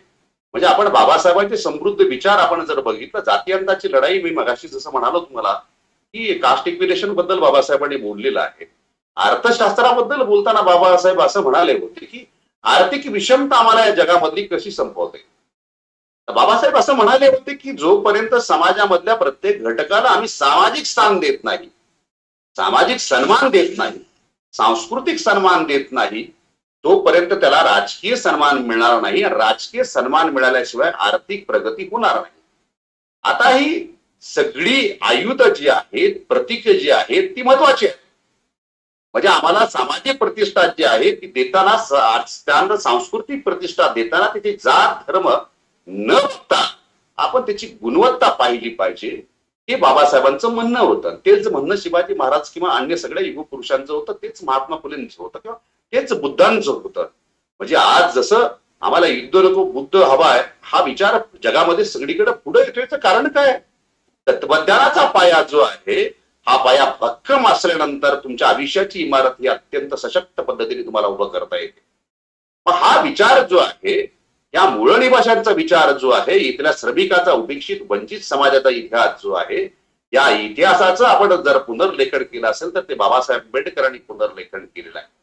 आणि धर्माची व्याख्या करताना बाबासाहेबांनी येवला या ठिकाणी ज्यावेळेस घोषणा केली होती, एक संदर्भ आपण सांगितलं पाहिजे की बाबासाहेबांनी ज्यावेळेस प्रतिज्ञा घेतली तर त्यावेळेस 5 शपथ दिलेल्या आहेत. आणि बाबासाहेबांनी नवबुद्ध हा धर्म स्वीकारलाय. म्हणजे बाबासाहेबांनी हा धर्म स्वीकारताना काय केलंय, या प्रतिज्ञा कशाचं प्रतीक आहेत, तर मधल्या कालखंडामध्ये काही धर्मांध शक्तींनी या धर्मामध्ये घुसवून काही भेसळ करण्याचा प्रयत्न केला होता. त्याचं योग्य पद्धतीने शुद्धीकरण करण्याचं काम डॉक्टर बाबासाहेब आंबेडकरांनी केलं. आणि हे जगामधलं सगळ्यात मोठं धर्मांतर आहे, म्हटलं पाहिजे. जगामधलं सगळ्यात मोठं धर्मांतर जर कोणी केलं तर ते बाबासाहेबांनी केलं. काय बुद्धांचा विचार होता? बुद्धांचा विचार म्हणजे एक शांततेची शिकवण देणारा हा बुद्ध धम्म जो आहे, हा परत धर्म नाही धम्म आहे. धम्म ही शिकवण आहे, चांगल्या विचाराची चांगल्या आचाराची शिकवण बाबासाहेबांनी देऊन लाखो लोक अन्वयाच्या सोबत नागपूरला ज्यावेळेस धर्मांतर केलं तर हे अत्यंत क्रांतिकारक पाऊल आहे. मला वाटतं आजच्या कालखंडामध्ये अशा साहित्य संमेलनाच्या निमित्ताने बाबासाहेबांचा विचार जो आहे, हा विचार खरं तर आपण अवलोकन करत असताना 2-3 गोष्टीचे संदर्भ सांगून मी या ठिकाणी थांबणार आहे. खरं तर बाबासाहेबांचे विचार म्हणजे आज जे आमच्या माता भगिनींना जी प्रसूतीची रजा मिळते, ही रजा कोणी सुरू केली? बाबासाहेबांनी सुरू केली आहे. पूर्वीच्या कालखंडामध्ये अशा प्रकारचं कुठलंही प्रावधान नव्हतं. एखादी महिला गरोदर असल्यानंतर त्याला पगारी सुट्टी मिळण्याचं प्रावधान नव्हतं, ते बाबासाहेबांनी अंमलात आणलेलं आहे. आम्हाला प्रॉव्हिडंट फंड ग्रॅज्युटी जो कामगारांना मिळतो त्याचं प्रावधान बाबासाहेब आंबेडकरांनी केलेलं आहे. म्हणजे बाबासाहेब आंबेडकरांनी रविवारची सुट्टी आम्हाला मिळते याचं प्रावधान बाबासाहेब आंबेडकरांनी केलेलं आहे. कामगार मजूर मंत्री असताना बाबासाहेब आंबेडकर या देशाचे पहिले मजूर आणि कामगार मंत्री होते. हा विचार करत असताना प्रत्येकाला योग्य असा वाटा मिळाला पाहिजे, न्याय आणि सन्मानाची वागणूक मिळाली पाहिजे. या समाजामधली, या प्रशासनामधली, या राज्यामधली, देशामधली अस्पृश्यता संपली पाहिजे. अस्पृश्यता ही काही फक्त जातीत नसते, अस्पृश्यता जी आहे ती वागण्यामध्ये असते, ती सगळी संपली पाहिजे. म्हणून त्या ज्ञानाच्या आधारावरती बाबासाहेब आंबेडकरांनी घटनेमध्ये जे आम्हाला प्रावधान दिलेलं आहे, या प्रावधानाच्या माध्यमातून महिलांचं सशक्तीकरण या देशामध्ये झालं. या जगामध्ये पहिल्यांदा आपण जर बघितलं, महिलेला मतदानाचा अधिकार देण्याचं कार्य कोणी केलं असेल तर डॉक्टर बाबासाहेब आंबेडकरांनी केलेलं आहे. महिलेला मतदानाचा अधिकार अनेक जगामधल्या पुढारलेल्या देशाने आपल्या देशाचं अनुकरण करून नंतर महिलेला मतदानाचा अधिकार दिलेला आहे, हे सुद्धा महत्वाचं आहे. म्हणजे ह्या मताची ताकद किती असते, तर मताची ताकद गरीब श्रीमंत स्त्री पुरुष भेदाभेद न करता प्रत्येकाला एकच मत देता येतं, ही समानता सुद्धा बाबासाहेब आंबेडकरांनी आणलेलं आहे. हे सुद्धा अत्यंत महत्वाचं आहे. या देशामधला नदी जोड हा प्रकल्प, याची चर्चा वारंवार देशामध्ये अनेक नेते करतात, पण जाणीवपूर्वक याचा उल्लेख कुठे होत नाही. नदी जोड ही संकल्पना डॉक्टर बाबासाहेब आंबेडकरांच्या विचारातनं पुढे आलेली आहे. बाबासाहेब आंबेडकरांनी त्या कालखंडामध्ये मांडलेला आहे की देशामधल्या ज्या नदींना पूर येतो त्या नदीचं पाणी ज्या ठिकाणी दुष्काळ पडतो, तो मराठवाड्याचा पट्टा असेल, विदर्भाचा पट्टा असेल, त्या ठिकाणी हे पाणी आपल्याला फिरवलं पाहिजे. जर हे पाणी आपण फिरवलं, नदी जोड प्रकल्प अंमलात आणले तर आपल्या या देशामधला दुष्काळ कमी करता येईल. अशा प्रकारचा विचार बाबासाहेब आंबेडकर त्या कालखंडामध्ये मांडला. पण हे सगळं भिजत गोंगडं राजकारणाच्या ह्याच्यामध्ये आपण जर बघितलं की सोयीचं राजकारण आणि आपल्या सत्तेचं राजकारण, आपल्या पक्षाचं राजकारण, याच्यामध्ये हे भिजत गोंगडं गेले शेकडो वर्ष या राज्यामध्ये देशामध्ये पडतंय. आणि पाण्याचा हा प्रश्न जो आहे आजपासून आज सुद्धा भेडसावतोय. मला वाटतं नदी जोड प्रकल्प जो आहे, हा प्रकल्प आपला जो आहे, हा प्रकल्प बाबासाहेबांनी दिली देणगी आहे. कुठल्याही प्रकारचं राजकारण न करता मला वाटतं ज्या ठिकाणी जास्त पाणी आणि पाऊस पडतो त्या ठिकाणचं पाणी दुसऱ्या ठिकाणी वळवलं तर मला वाटतं की पाण्याचं समान वाटप सुद्धा चांगल्या पद्धतीमध्ये होऊ शकतं आणि आपल्या इथल्या शेतकरी बांधवांना आपलं पीक जे आहे ते चांगल्या पद्धतीने घेता येईल. हा सुद्धा अमूल्य विचार आहे. म्हणजे बाबासाहेबांनी कोळसा खाणीबद्दल सुद्धा बोललेला आहे. म्हणजे वणीच्या पट्ट्यामध्ये असेल, चंद्रपूरच्या पट्ट्यामध्ये आहे, त्या कामगाराबद्दल सुद्धा अत्यंत चांगलं विस्तृत असं धोरण बाबासाहेबांनी त्यावेळेस बनवलेलं होतं. म्हणजे बाबासाहेबांनी सगळी ही धोरणं जी आहेत ही वैश्विक प्रकारची धोरणं बनवलेली आहेत. आपल्या देशाचं संविधान निर्माण करणारे डॉक्टर बाबासाहेब आंबेडकर जे ते अत्यंत बहुमूल्य युगनायक आहे. मला वाटतं या जगामधलं सगळ्यात वंदनीय असं जर कुठलं कॉन्स्टिट्यूशन असेल तर ते बाबासाहेब आंबेडकरांनी बनवलेलं संविधान आहे. आणि या प्रिएम्बल मध्ये डॉक्टर बाबासाहेब आंबेडकर असं म्हणतात की या देशाची घटना निर्माण करताना मला कुठलीही तजबीज किंवा कुठलाही त्रास झाला नाही, कारण छत्रपती शिवाजी महाराजांच्या आदर्श राजवट माझ्या डोळ्यासमोर होती, म्हणून ही घटना मी लिहू शकलो. मग हा सगळा आदर्श जो आहे डॉक्टर बाबासाहेब आंबेडकरांच्या साहित्य संमेलनाच्या निमित्ताने आपण 2-4 संकल्प केले पाहिजे. एक संकल्प केला पाहिजे की आम्ही जात धर्म मानणार नाही, दुसरा संकल्प केला पाहिजे की आम्ही अस्पृश्यता मानणार नाही, आणि तिसरा संकल्प आम्ही केला पाहिजे की आजपासून आम्ही मानवतावादी विचारांचा आचार आणि विचार हे मरोपावतो आम्ही करणार आहोत. या गोष्टीचा विचार आपण केला पाहिजे. जातीय धर्मीय दुही निर्माण न करता मला वाटतं हा वैश्विक विचार जो बाबासाहेबांनी आम्हाला दिलेला आहे हा विचार वाढवण्याचं काम केलं पाहिजे. जाताना मला हेच सांगायचं की मराठी भाषिक साहित्यिकांचं खरं तर कॉन्ट्रीब्युशन प्रचंड प्रमाणामध्ये आहे. त्याच प्रमाणामध्ये त्याचा अनुवाद अखिल भारतीय मराठी साहित्य परिषदेच्या माध्यमातून जागतिक विचारपीठावरती कसा जाईल या सुद्धा विचार साहित्य परिषदेच्या माध्यमातून आपण करतोय. मराठी साहित्यिक ही कधी इंग्रजीमध्ये बोलणार आहे, मराठी साहित्यिक कधी हिंदीमध्ये बोलणार आहे. भाषा हे संवाद साधण्याचं माध्यम आहे. जगामधल्या सगळ्या भाषा आपल्याला अवगत करता आल्या पाहिजे. मला वाटतं संत तुकारामांचे, बाबासाहेबांचे विचार, शिवाजी महाराज, संभाजी महाराजांचे, राजर्षी शाहू महाराजांचे विचार, बुद्धांचे विचार जागतिक पातळीवरती नेण्याचं काम हे सारस्वतांना करायला पाहिजे. सारस्वतांनी केलं पाहिजे. त्यासाठी अखिल भारतीय मराठी साहित्य परिषद पुढाकार घेते. पुढच्या कालखंडामध्ये आपण दुभाषक घेऊन जगामधल्या सगळ्या भाषेचं साहित्य संमेलन कशा प्रकारे निर्माण करता येईल आणि कशा प्रकारे आपल्याला हे कार्य करता येईल ह्याचाही संकल्प आम्ही घेतलेला आहे. एक प्रकल्प आम्ही हातामध्ये घेतलेला आहे. येत्या काही महिन्यामध्ये जागतिक पातळीवरचं साहित्य संमेलन सुद्धा आपण आयोजित करतोय. मला वाटतं जो विचार आम्हाला बाबासाहेबांनी दिलेला आहे, जगभर बाबासाहेबांचा जो गौरव होतो की जसं मी तुम्हाला आता म्हणालो की युनिस्क्रीन नॉलेज डे म्हणून बाबासाहेबांचा जन्मदिन साजरा होतो, ही फार गौरवाची गोष्ट आहे. त्या बाबासाहेबांचे पुतळे जगामध्ये सगळ्यात जास्त पुतळे कोणाचे असतील तर बाबासाहेबांचे असतील. जगामध्ये सगळ्यात जास्त गीत आणि गाणी कविता कोणावरती लिहिली असेल ते बाबासाहेब. का हे प्रज्ञावंत विचारवंत बाबासाहेबांवरती एवढं प्रेम करतात याचं कारण आहे की करुणा, माया आणि बाबासाहेबांचे समतावादी समानतावादी विचार जे आहेत हे विचार पुनर्जीवित करून छत्रपती शिवाजी महाराजांच्या आणि बाबासाहेबांच्या विचारामधला बलशाली भारत पुन्हा निर्माण करायचा जर असेल तर हा विचार आपल्याला केला पाहिजे. आणि हा कुणीतरी शेजारचा येऊन क्रांती करेल, त्या क्रांतीचा फायदा मला होईल अशा प्रकारचा विचार करण्याचं कारण नाही. क्रांती करायचं असेल तर आपल्याला स्वतःला त्याग करावा लागेल. म्हणून आपला जसं मला वाटतं की जसं मी म्हटलं जागतिक पातळीवरती आपला ह्या सगळ्या विचार जो आहे देशामधला सगळ्या समृद्ध विचार महाराष्ट्रामध्ये, या महाराष्ट्रामधल्या युगनायकांचा विचार जो वैश्विक विचार आहे, हा वैश्विक विचाराचा प्रचार आणि प्रसार जागतिक प्लॅटफॉर्मवर करायचा आपण संकल्प केलेला आहे. म्हणजे तो फ्रेंच पासून डेन्मार्क पर्यंत, डेन्मार्क पासून आयर्लंड पर्यंत जगामधल्या प्रत्येक देशामधल्या प्रत्येक माणसाला हे विचार माहिती झाली पाहिजेत. आणि आधुनिक टेक्नॉलॉजीचा उपयोग करून या माध्यमातून आपण अशा प्रकारचे उपक्रम साहित्य संमेलन आपण घेणार आहोत. आपल्या देशामध्ये सुद्धा अनेक 3 प्रकारचे साहित्य संमेलन आपण वेगवेगळ्या प्रकारे येत्या काही महिन्यामध्ये घेऊ इच्छितो. एक दक्षिण भारतामधले तमिळ, तेलुगू, कन्नड, मराठी या सगळ्या भाषेचं बहुभाषिक साहित्य संमेलन आपण घेणार आहोत. तमिळ मधले विचार, कन्नड मधले विचार आपल्याला कधी समजणार आहेत आणि आपल्या कन्नड भाषा किंवा तेलुगू भाषा, तमिळ भाषा, मल्याळम आले तर बिघडलं कुठं? आपण हे शिकलं पाहिजे. आज आपण हरियाणाच्या पट्ट्यामध्ये, दिल्लीच्या पट्ट्यामध्ये, राजस्थानी असेल, बाबा हरियाणा असेल, भोजपुरी असेल, या सगळ्या भाषा आल्या पाहिजेत. एक सारा संकल्प आपण जर केला तर एक भाषा आल्यानंतर माणसाला 4 भाषा येतात, अशा प्रकारचा भारतीय सिद्धांत आहे. आणि ह्या सिद्धांतावरती काम करत असता प्रज्ञावंतांनी मला खूप येतं ह्या भावनेमध्ये राहू नये. Life is the process of the learning, nobody is perfect. जगातला कुठलाच माणूस परिपक्व नसतो. जोपर्यंत जन्म आणि मृत्यूमधला प्रवास जो आहे तो विद्यार्थी म्हणून आपण जगण्यासाठी जर प्रयत्न जर केला तर मला वाटतं की आपला बरंच सगळं काय करायचं आहे. आणि जगामधलं हे सगळं साहित्याचं पर्व जे आहे, हे पर्व आपण आणखी वृद्धिंगत करण्यासाठी आपल्याला काम करावं लागेल. आणि आपल्या जीवनाचा प्रत्येक क्षण जो आहे तो समाजासाठी, देशासाठी दिला पाहिजे. आणि या देशामध्ये नव्हे तर जगामधली सगळी अस्पृश्यता जी आहे, जगामधली विषमता संपवण्याचं काम ज्ञानाच्या माध्यमातून होऊ शकतं. ज्यावेळेस मी नेहमी म्हणत असतो की ज्या वेळेस विचार जो आहे तो फोपावतो त्याला सशक्त करण्याचं काम, म्हणजे त्याला थोपवण्याचं काम हे फक्त विचार करू शकतात. आणि विचाराची प्रेरणा आपल्याला जर करायचं असेल तर त्याच वेळेस समतेचे बीजांकुर होतील.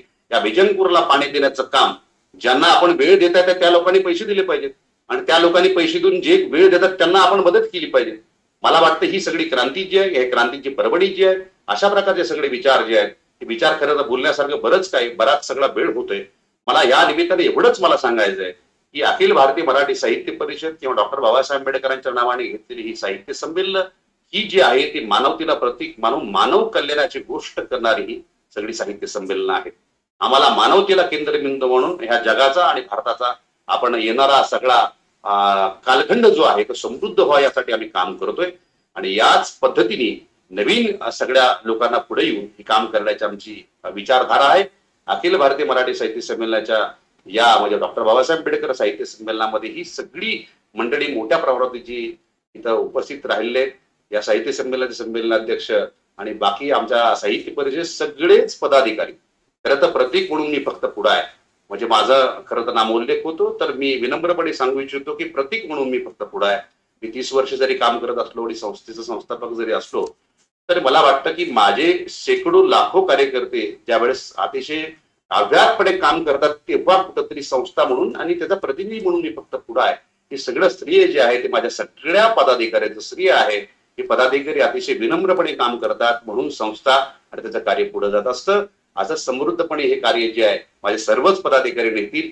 पुन्हा एकदा हा साहित्य संमेलनासाठी अव्याहतपणे कार्य करणाऱ्या सगळ्याच लोकांना मनापासून या ठिकाणी अभिनंदन करतो, त्यांना मनापासून शुभेच्छा देतो आणि या ठिकाणी माझे विचार थांबवतो. जय भीम, जय भारत, जय जिजाऊ, जय शिवराय.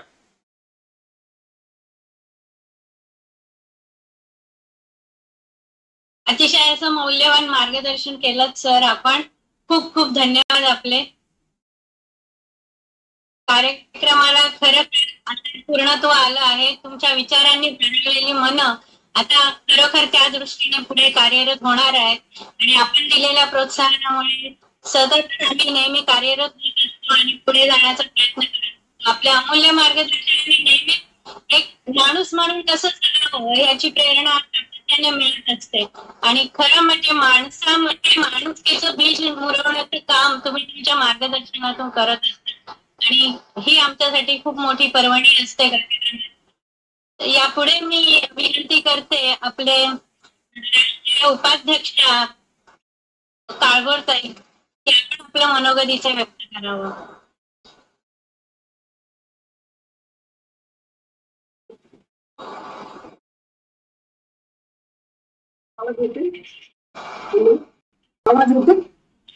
हो ताई, येते.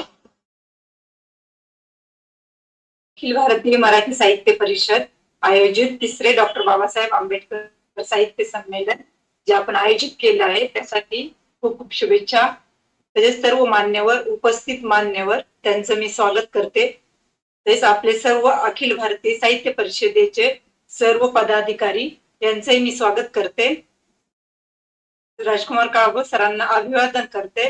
काळभोर सरांनी जी साहित्य परिषद उभी करण्यामध्ये, स्थापन करण्यामध्ये शरद गोरे आणि काळभोर सरांनी जी संस्था स्थापन केली ती नवोदितांसाठी साहित्यासाठी व्यासपीठ निर्माण व्हावं यासाठी ही संस्था उभी केली.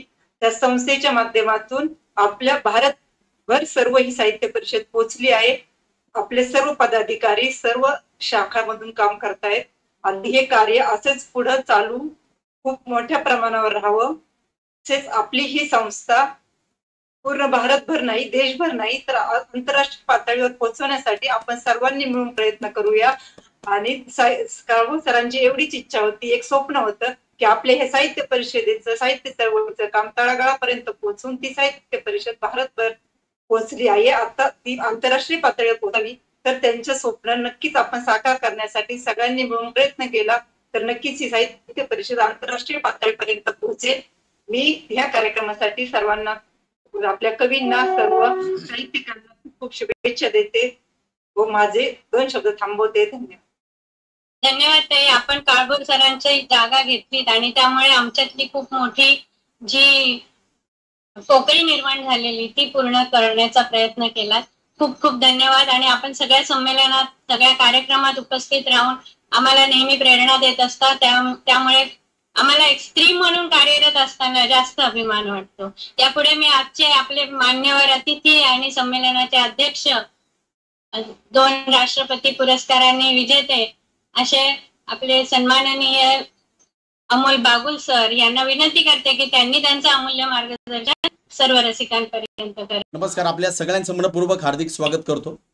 अखिल भारतीय मराठी साहित्य परिषद अभामासाप यांच्या माध्यमातून आज आपण तिसऱ्या अखिल भारतीय डॉक्टर बाबासाहेब आंबेडकर ऑनलाईन मराठी साहित्य संमेलनाचं उद्घाटन आदरणीय केंद्रीय समाज कल्याण मंत्री रामदासजी आठवले साहेब यांच्या शुभ हस्ते आपण संपन्न केलेला आहे. या कार्यक्रमाच्या निमित्ताने माझ्यासारख्या एका छोट्या माणसाला एक मोठा असं व्यासपीठ मिळवून देणारे माझे बंधू, माझे सखा, माझे मार्गदर्शक आदरणीय शरदजी गोरे यांनी मला ही संधी या ठिकाणी उपलब्ध करून दिलेली आहे आणि संधीचं सोनं करण्याचा एक वेगळा प्रयत्न आज मी तुमच्यासमोर या ठिकाणी करणार आहे. खरं पाहता आदरणीय महादेवजी जानकर साहेब, माजी राज्यमंत्री तथा माजी आमदार, या सोहळ्याच्या निमित्ताने आपल्यामध्ये थोड्याच वेळात उपस्थित होत आहेत. त्यांचं देखील आशीर्वाद आणि शुभेच्छा आपल्याला या संपूर्ण कार्यक्रमासाठी लाभलेल्या आहेत. तर एक 10-20 वर्षांपूर्वी कुठेतरी कविता वाचत असताना खालून आपण मोठ्या माणसांना चिठ्ठ्या द्यायच्या आणि त्यांना सांगायचं की आमचं नाव घ्या कविता वाचण्यासाठी, कविता सादर करण्यासाठी. परंतु कवी संमेलन संपून जायचं आणि आम्ही खालच्या खालीच त्या ठिकाणी राहायचो. तर तो काळ आठवतो आणि आजचा काळ मला या ठिकाणी आठवतो की अखिल भारतीय मराठी साहित्य परिषदेचं एक राष्ट्रीय व्यासपीठ आज उपलब्ध होत असताना एका डोळ्यामध्ये आसू आहे आणि एका डोळ्यामध्ये हसू आहे. आणि या ठिकाणी माझी भूमिका मांडताना या ठिकाणी मी काही चौकटी मोडण्याचा प्रयत्न या ठिकाणी करतोय. कारण एक वेगळ्या परिवर्तनाकडे प्रत्येक साहित्यिक, कवी, लेखक आणि सारस्वत जात आहे. हे परिवर्तन गेल्या 10 ते 15 वर्षांपासून आहे आणि हे परिवर्तन असं आहे की 15 वर्षांमध्ये आपण लेखणीच्या माध्यमातून संवेदना आणि वेदना मांडत असताना आपल्या साहित्यातून माणूस हरवलेला आहे. हे एक वेगळं निरीक्षण सांगण्याचा मी प्रयत्न या ठिकाणी करणार आहे आणि एक आरोपही या जगभरामधल्या लेखक, कवी, साहित्यिकांवर करणार आहे की या जगामध्ये जेवढ्या आत्महत्या होतात त्याला कारणीभूत कवी, लेखक, साहित्यिक आहेत. या जगामध्ये जेवढे बलात्कार होतात त्याला कारणीभूत कवी, लेखक, साहित्यिक आणि सारस्वत आहेत. या जगामध्ये जेवढ्या चोऱ्या होत असतील, बलात्कार होत असतील, दरोडे पडत असतील किंवा शेअर बाजारामधले घोटाळे होत असतील, याला जेवढी कारणं आहेत त्या कारणांपैकी एक वेगळं आणि महत्त्वाचं मूलभूत कारण मी म्हणेल की या देशातला कवी, लेखक, साहित्यिक आणि सारस्वत हा त्याची बाजू मांडायला समाजापुढे या ठिकाणी कमी पडलेला आहे, असं मला या ठिकाणी प्रांजळपणे आणि प्रशस्तपणे नमूद करावं असं वाटतं. कारण आपण लिहित असताना छान चोखीपणे किंवा चमकेश पद्धतीने स्वतःवरच फ्लॅशलाईट पडावा अशा पद्धतीने लिहितो. मलाच पुढे घ्या, मलाच टाळ्या वाजवा, माझाच माईक आणि माझंच ऐक, असं करत असताना त्या लेखनामधली डूब, त्या लेखनामधली शाई आणि लेखनामधली चमक हरवताना या ठिकाणी दिसत आहे. आणि म्हणून शरद गोरे सारखा एक फाटलेला फकीर माणूस, कपलक माणूस पुढे येतो आणि कुठलीही नोकरी नसताना, कुठलंही काम नसताना दिवस रात्र 24 तास हा माणूस या फाटलेल्या कवी लेखकांसाठी पुढे येतो आणि स्वतःची झोळी पुढे करतो. मला असं वाटतं 100 पेक्षा जास्त साहित्यिक संमेलन आहे आणि तेही वंचित लेखक, कवी लेखकांसाठी आयोजित करणं, त्यांना पुढे आणणं किंवा त्यांच्यासाठी वेगळं व्यासपीठ उपलब्ध करून देणं. माझ्यासारखा फाटका माणूस जेव्हा या व्यासपीठावर येतो तेव्हा त्याची खतखत मांडण्याचा प्रयत्न करतो की किती वर्षांपासून कुठल्या तरी गोष्टीला, कुठल्या तरी अभिजात निर्मितीला टाळलं जातं आणि अशा टाळणाऱ्यांची एक चांगली मूठ आणि मोठ बांधून या ठिकाणी शरद गोरे वेगाने पुढे येत आहेत. आणि म्हणून आज तर मी अवाक झालेलो आहे की साधारणतः 650 पेक्षा जास्त लोकांनी शेअर केलेला आहे. अनेक ठिकाणी शेअर झालंय आणि व्ह्यूज याचे पाहता तर कुठपर्यंत जातं. म्हणजे याची व्याप्ती ही काय, मला याचं महत्व किती मोठं हे या ठिकाणी सांगायचं नाहीये, तर किती लोकांना पुढे येण्याची गरज आहे, किती लोकांना पुढे आलं पाहिजे, हेच ही सोशल मीडियाची भूक याच्यातून या ठिकाणी दर्शवते असं मला वाटतं. आणि या भुकेचं खाद्य माननीय शरदजी गोरे यांनी या ठिकाणी उपलब्ध करून दिलेला आहे. हा विद्रोह नाहीये, ही कुठली वेगळी अशी प्रहाराची भूमिका नाहीये, तर दबलेल्या आवाजांना मुखर करून, त्या आवाजांना प्रकाशित करून एका वेगळ्या मुद्रणाच्या, एका वेगळ्या ध्वनी मुद्रणाच्या व्यासपीठावर आणण्याचं काम या ठिकाणी शरद गोरे यांनी केलेलं आहे. आणि मला असं वाटतं हे आजचं व्यासपीठ आपण समस्त मिळून या ठिकाणी या वेगळ्या अस्मादिकासाठी, व्यक्तिमत्वासाठी आपण जोरदार टाळ्या त्यांच्यासाठी वाजवूयात असं मला या कार्यक्रमाच्या निमित्ताने वाटतं. कारण की मला जेव्हा राष्ट्रपती शिक्षक पुरस्कार मिळाला आणि 5 सप्टेंबर रोजी पहाटे 7 वाजता, सकाळी 7 वाजता मला पुणे आकाशवाणीवरून फोन आला आणि त्यांनी सांगितलं की तुमची 1 मिनिटाची प्रतिक्रिया आम्हाला हवी आहे, ती आम्ही लाईव्ह करणार आहोत. तर मी त्यांना प्रतिक्रिया देताना माझ्या तोंडामध्ये आपसूक शब्द आले की मला जो राष्ट्रपती पुरस्कार आज प्राप्त होणार आहे 11 वाजता, त्यामध्ये फुले, शाहू, आंबेडकर या 3 प्रेरणादायी नावांचा खूप मोठा वाटा आहे आणि त्यांच्यामुळेच मी माझ्या अहमदनगरमधून आज जगाच्या महत्त्वाचं व्यासपीठ शिक्षणाचं समजलं जाणाऱ्या दिल्ली या ठिकाणी आलेलो आहे आणि भारताचे प्रथम नागरिक असलेले महामहिम राष्ट्रपती रामनाथजी कोविंद साहेब यांच्या शुभ हस्ते मी पुरस्कार स्वीकारणार आहे. तो केवळ आणि केवळ फुले, शाहू, आंबेडकर या 3 वेगळ्या आणि ऊर्जादायी नावांमुळे. आणि म्हणून हे व्यासपीठ मला उपलब्ध करून दिल्यामुळे गेल्या 20 वर्षांपासून शरद गोरे यांची मी मनापासून मनपूर्वक हार्दिक स्वागत, आभार, अभिनंदन आणि कौतुक व्यक्त करतो. मगाची भूमिका आपण या ठिकाणी ऐकली रामदासजी आठवले साहेबांची, केंद्रीय समाज कल्याण मंत्री. एक साधा तळागाळातला कार्यकर्ता आपल्या श्रमाने, कर्तृत्वाने आणि गुणवत्तेने देशाच्या एका मोठ्या मंत्रिपदापर्यंत जातो आणि त्यामध्ये इतक्या मोठ्या मंत्रिपदावर जाऊनही स्वतःची पायाभूत जी वेगळी अशी पायाभरणी आहे त्यामध्ये फुले शाहू आंबेडकरांच्या विचारांना महत्त्व ते आजही देतात, अग्रक्रमाने ठेवतात आणि फर्स्ट प्रेफरन्स त्या गोष्टीला देतात. ही सुद्धा आजच्या या कार्यक्रमाची महत्त्वाची गोष्ट आहे असं मला या ठिकाणी वाटतं. महादेव जानकर हे वेगळं आणि मोठं नाव महाराष्ट्राच्या नव्हे तर देशाच्या राजकारणातलं, समाजकारणातलं या व्यासपीठावर आपण ऐकणार आहोत त्यांना देखील. तर ते देखील आपल्याबरोबर या ठिकाणी उपलब्ध होणार आहेत, उपस्थित राहणार आहेत. एका साध्या घरामध्ये राहून एका गोड आईचा मुलगा आदरणीय महादेवजी जानकर ते देखील याच विचाराने पुढे जाऊन एका राज्याचं एक वेगळं असं महत्त्वाचं मंत्रिपद सांभाळतात. ही या विचारांची ताकद आहे. आणि माझ्यासारखा एक सामान्य शिक्षक, सामान्य कवी आणि सामान्य कार्यकर्ता या कार्यक्रमाच्या निमित्ताने देशातील असंख्य मराठी भाषिकांशी बोलतोय. ही देखील फुले आंबेडकर शाहू विचारांची ताकद आहे असं मला या कार्यक्रमाच्या निमित्ताने वाटतं. माझ्या शहराचं, माझ्या गावाचं नाव आहे अहमदनगर. साधं सोपं आहे. अशा अहमदनगर मधून मी तुमच्याशी बोलतोय, ज्या अहमदनगरचा आणि महात्माजी फुले आणि माझी आई सावित्रीबाई फुले यांचा जवळचा असा संबंध आहे. जगातील पहिली मुलींची शाळा कोणी काढली तर महात्मा फुले या अस्मादिकाने, या व्यक्तिमत्वाने काढली. तर त्याचं कारण देखील तितकंच गोड आहे की आदरणीय महात्माजी फुले पुणे नगर परिषदेमध्ये नगरसेवक असताना नगरला माळी समाजाच्या, अन्य समाजांच्या बैठकींसाठी नगरला जेव्हा यायचे तेव्हा त्यांच्या काळामध्ये कोणीतरी सांगितलं की इथं क्लेरा बुरुजच्या स्टेशन रोडवरच्या शाळेमध्ये मिशनऱ्यांसाठीच्या किंवा इंग्रज अधिकाऱ्यांच्या मुलींसाठीची शाळा आहे त्या ठिकाणी. आणि त्याच्या अगोदर कित्येक वर्ष महात्माजी फुले यांच्या मनामध्ये विचार होता की माझ्या भारतातल्या मुलींसाठी देखील शाळा निघाली पाहिजे. आणि त्या गोष्टीने त्यांच्या मनामध्ये या गोष्टीला बळ मिळालं. त्या ठिकाणी जाऊन त्यांनी शाळा पाहिली, कशा पद्धतीने मुले आणले जातात, पालकांना कसं कन्व्हिन्स केलं जातं. अशा पद्धतीने त्यांनी ती योजना मोठ्या प्रमाणात आपल्या देशामध्ये राबवली आणि भारतातल्याच मुलींसाठी असलेली शाळा आदरणीय महात्माजी फुले यांनी काढली. आणि आज खऱ्या अर्थाने या मुलींच्या संवेदना जगाच्या व्यासपीठावर येण्याचं कारण महात्माजी फुले ठरले. अशा अहमदनगर मधून मी बोलतोय, ज्या ठिकाणी मराठी शाहीची सुरुवात झाली, मराठी शाहीचा शेवट ज्या ठिकाणी झाला, अशा छत्रपती शिवाजी महाराजांच्या कर्तृत्वाने पावनपुनीत झालेल्या अहमदनगर मधून बोलताना मला या ठिकाणी आज या तिसऱ्या अखिल भारतीय डॉक्टर बाबासाहेब आंबेडकर साहित्य संमेलनामध्ये नितांत असा आनंद होत आहे. अजून काय आनंद मला या ठिकाणी होतोय, साक्षात मदर तेरेसा यांनी जेव्हा भेट दिली अहमदनगरला आणि त्यांनी अहमदनगरची पाहणी केली. 2 दिवस त्या आदरणीय मदर तेरेसा अहमदनगरमध्ये होत्या आणि त्यांना देखील इथून बऱ्याच कल्पना सुचल्या. अशा अहमदनगरमधून बोलताना मला नितांत आनंद या ठिकाणी होतं. डॉक्टर बाबासाहेब आंबेडकर यांनी देखील अनेक वेळा आपल्या अहमदनगरला भेट दिली आणि त्या ठिकाणी त्यांचं जयंत गायकवाड यांच्याकडे असलेलं हस्ताक्षर आज आहे. त्यांनी शाळेला भेट दिली. त्यानंतर थॉट्स ऑन पाकिस्तान या ग्रंथाची लेखनाची सुरुवात देखील डॉक्टर बाबासाहेब आंबेडकर यांनी अहमदनगरमधून केला. अशा अहमदनगरमधून बोलताना मला नितांत आनंद या ठिकाणी होत आहे. आणि आज एक वेगळं व्यासपीठ कवी, लेखक, साहित्यिक आणि सारस्वतांसाठी गेल्या अनेक दशकांपासून शरद गोरे चालवत आहे. आणि खरं तर ज्या ठिकाणी मोठ्या प्रमाणात पैसे मागितले जातात, पुरस्कारासाठी मोठी बिदागी मागितले जाते, तू मला ओवाळ मी तुला ओवाळतो, अशा भूमिका घेत असलेली साहित्य संमेलन होत असताना शरद गोरे यांच्या संस्थापकतेखाली किंवा अध्यक्षतेखाली संपन्न होत असणारं हे आगळं वेगळं साहित्य संमेलन किंवा अखिल भारतीय मराठी साहित्य परिषद ही फक्त महाराष्ट्रातल्या नव्हे, फक्त भारतातल्या नव्हे तर येत्या काही दिवसांमध्ये ही भारताच्या सीमा ओलांडून जाणारी अखिल भारतीय मराठी साहित्य परिषद होणार आहे. किंबहुना त्याची सुरुवात देखील काही वर्षांपासून झालेली आहे. त्याचं कारण देखील आहे की कुठेतरी दबलेला आवाज आणि हुंकार या सर्वांचं संकलन आणि संपादन करून अखिल भारतीय मराठी साहित्य परिषद ही जगाच्या पाठीवर पोहोचलेल्या मराठी माणसांपर्यंत जाण्यासाठी सज्ज झालेली आहे. आणि त्यासाठी मग कधी गाडीमध्ये असताना वेबिनार अटेंड करणे, गुगल मीटच्या माध्यमातून गल्लीबोळ्यातल्या कवी लेखकांना जागतिक व्यासपीठ उपलब्ध करून देण्यासाठी स्वतःच्या रक्ताचं पाणी करणारा शरद गोरे नावाचा माणूस आपल्या सर्वांबरोबर आहे.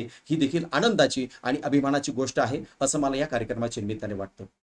एक वेगळा असा विचार घेऊन अखिल भारतीय मराठी साहित्य परिषद काम करत आहे. मग तो विचार फुले शाहू आंबेडकरांचा असो, तो विचार आदरणीय सावित्रीबाई फुले यांचा असो. काय विचार आहे तो? अशी सावित्रीबाई फुले मला माऊली म्हणून लाभली की ह्या माऊलीने स्वतःचं मूल त्या ठिकाणी होऊ दिलं नाही.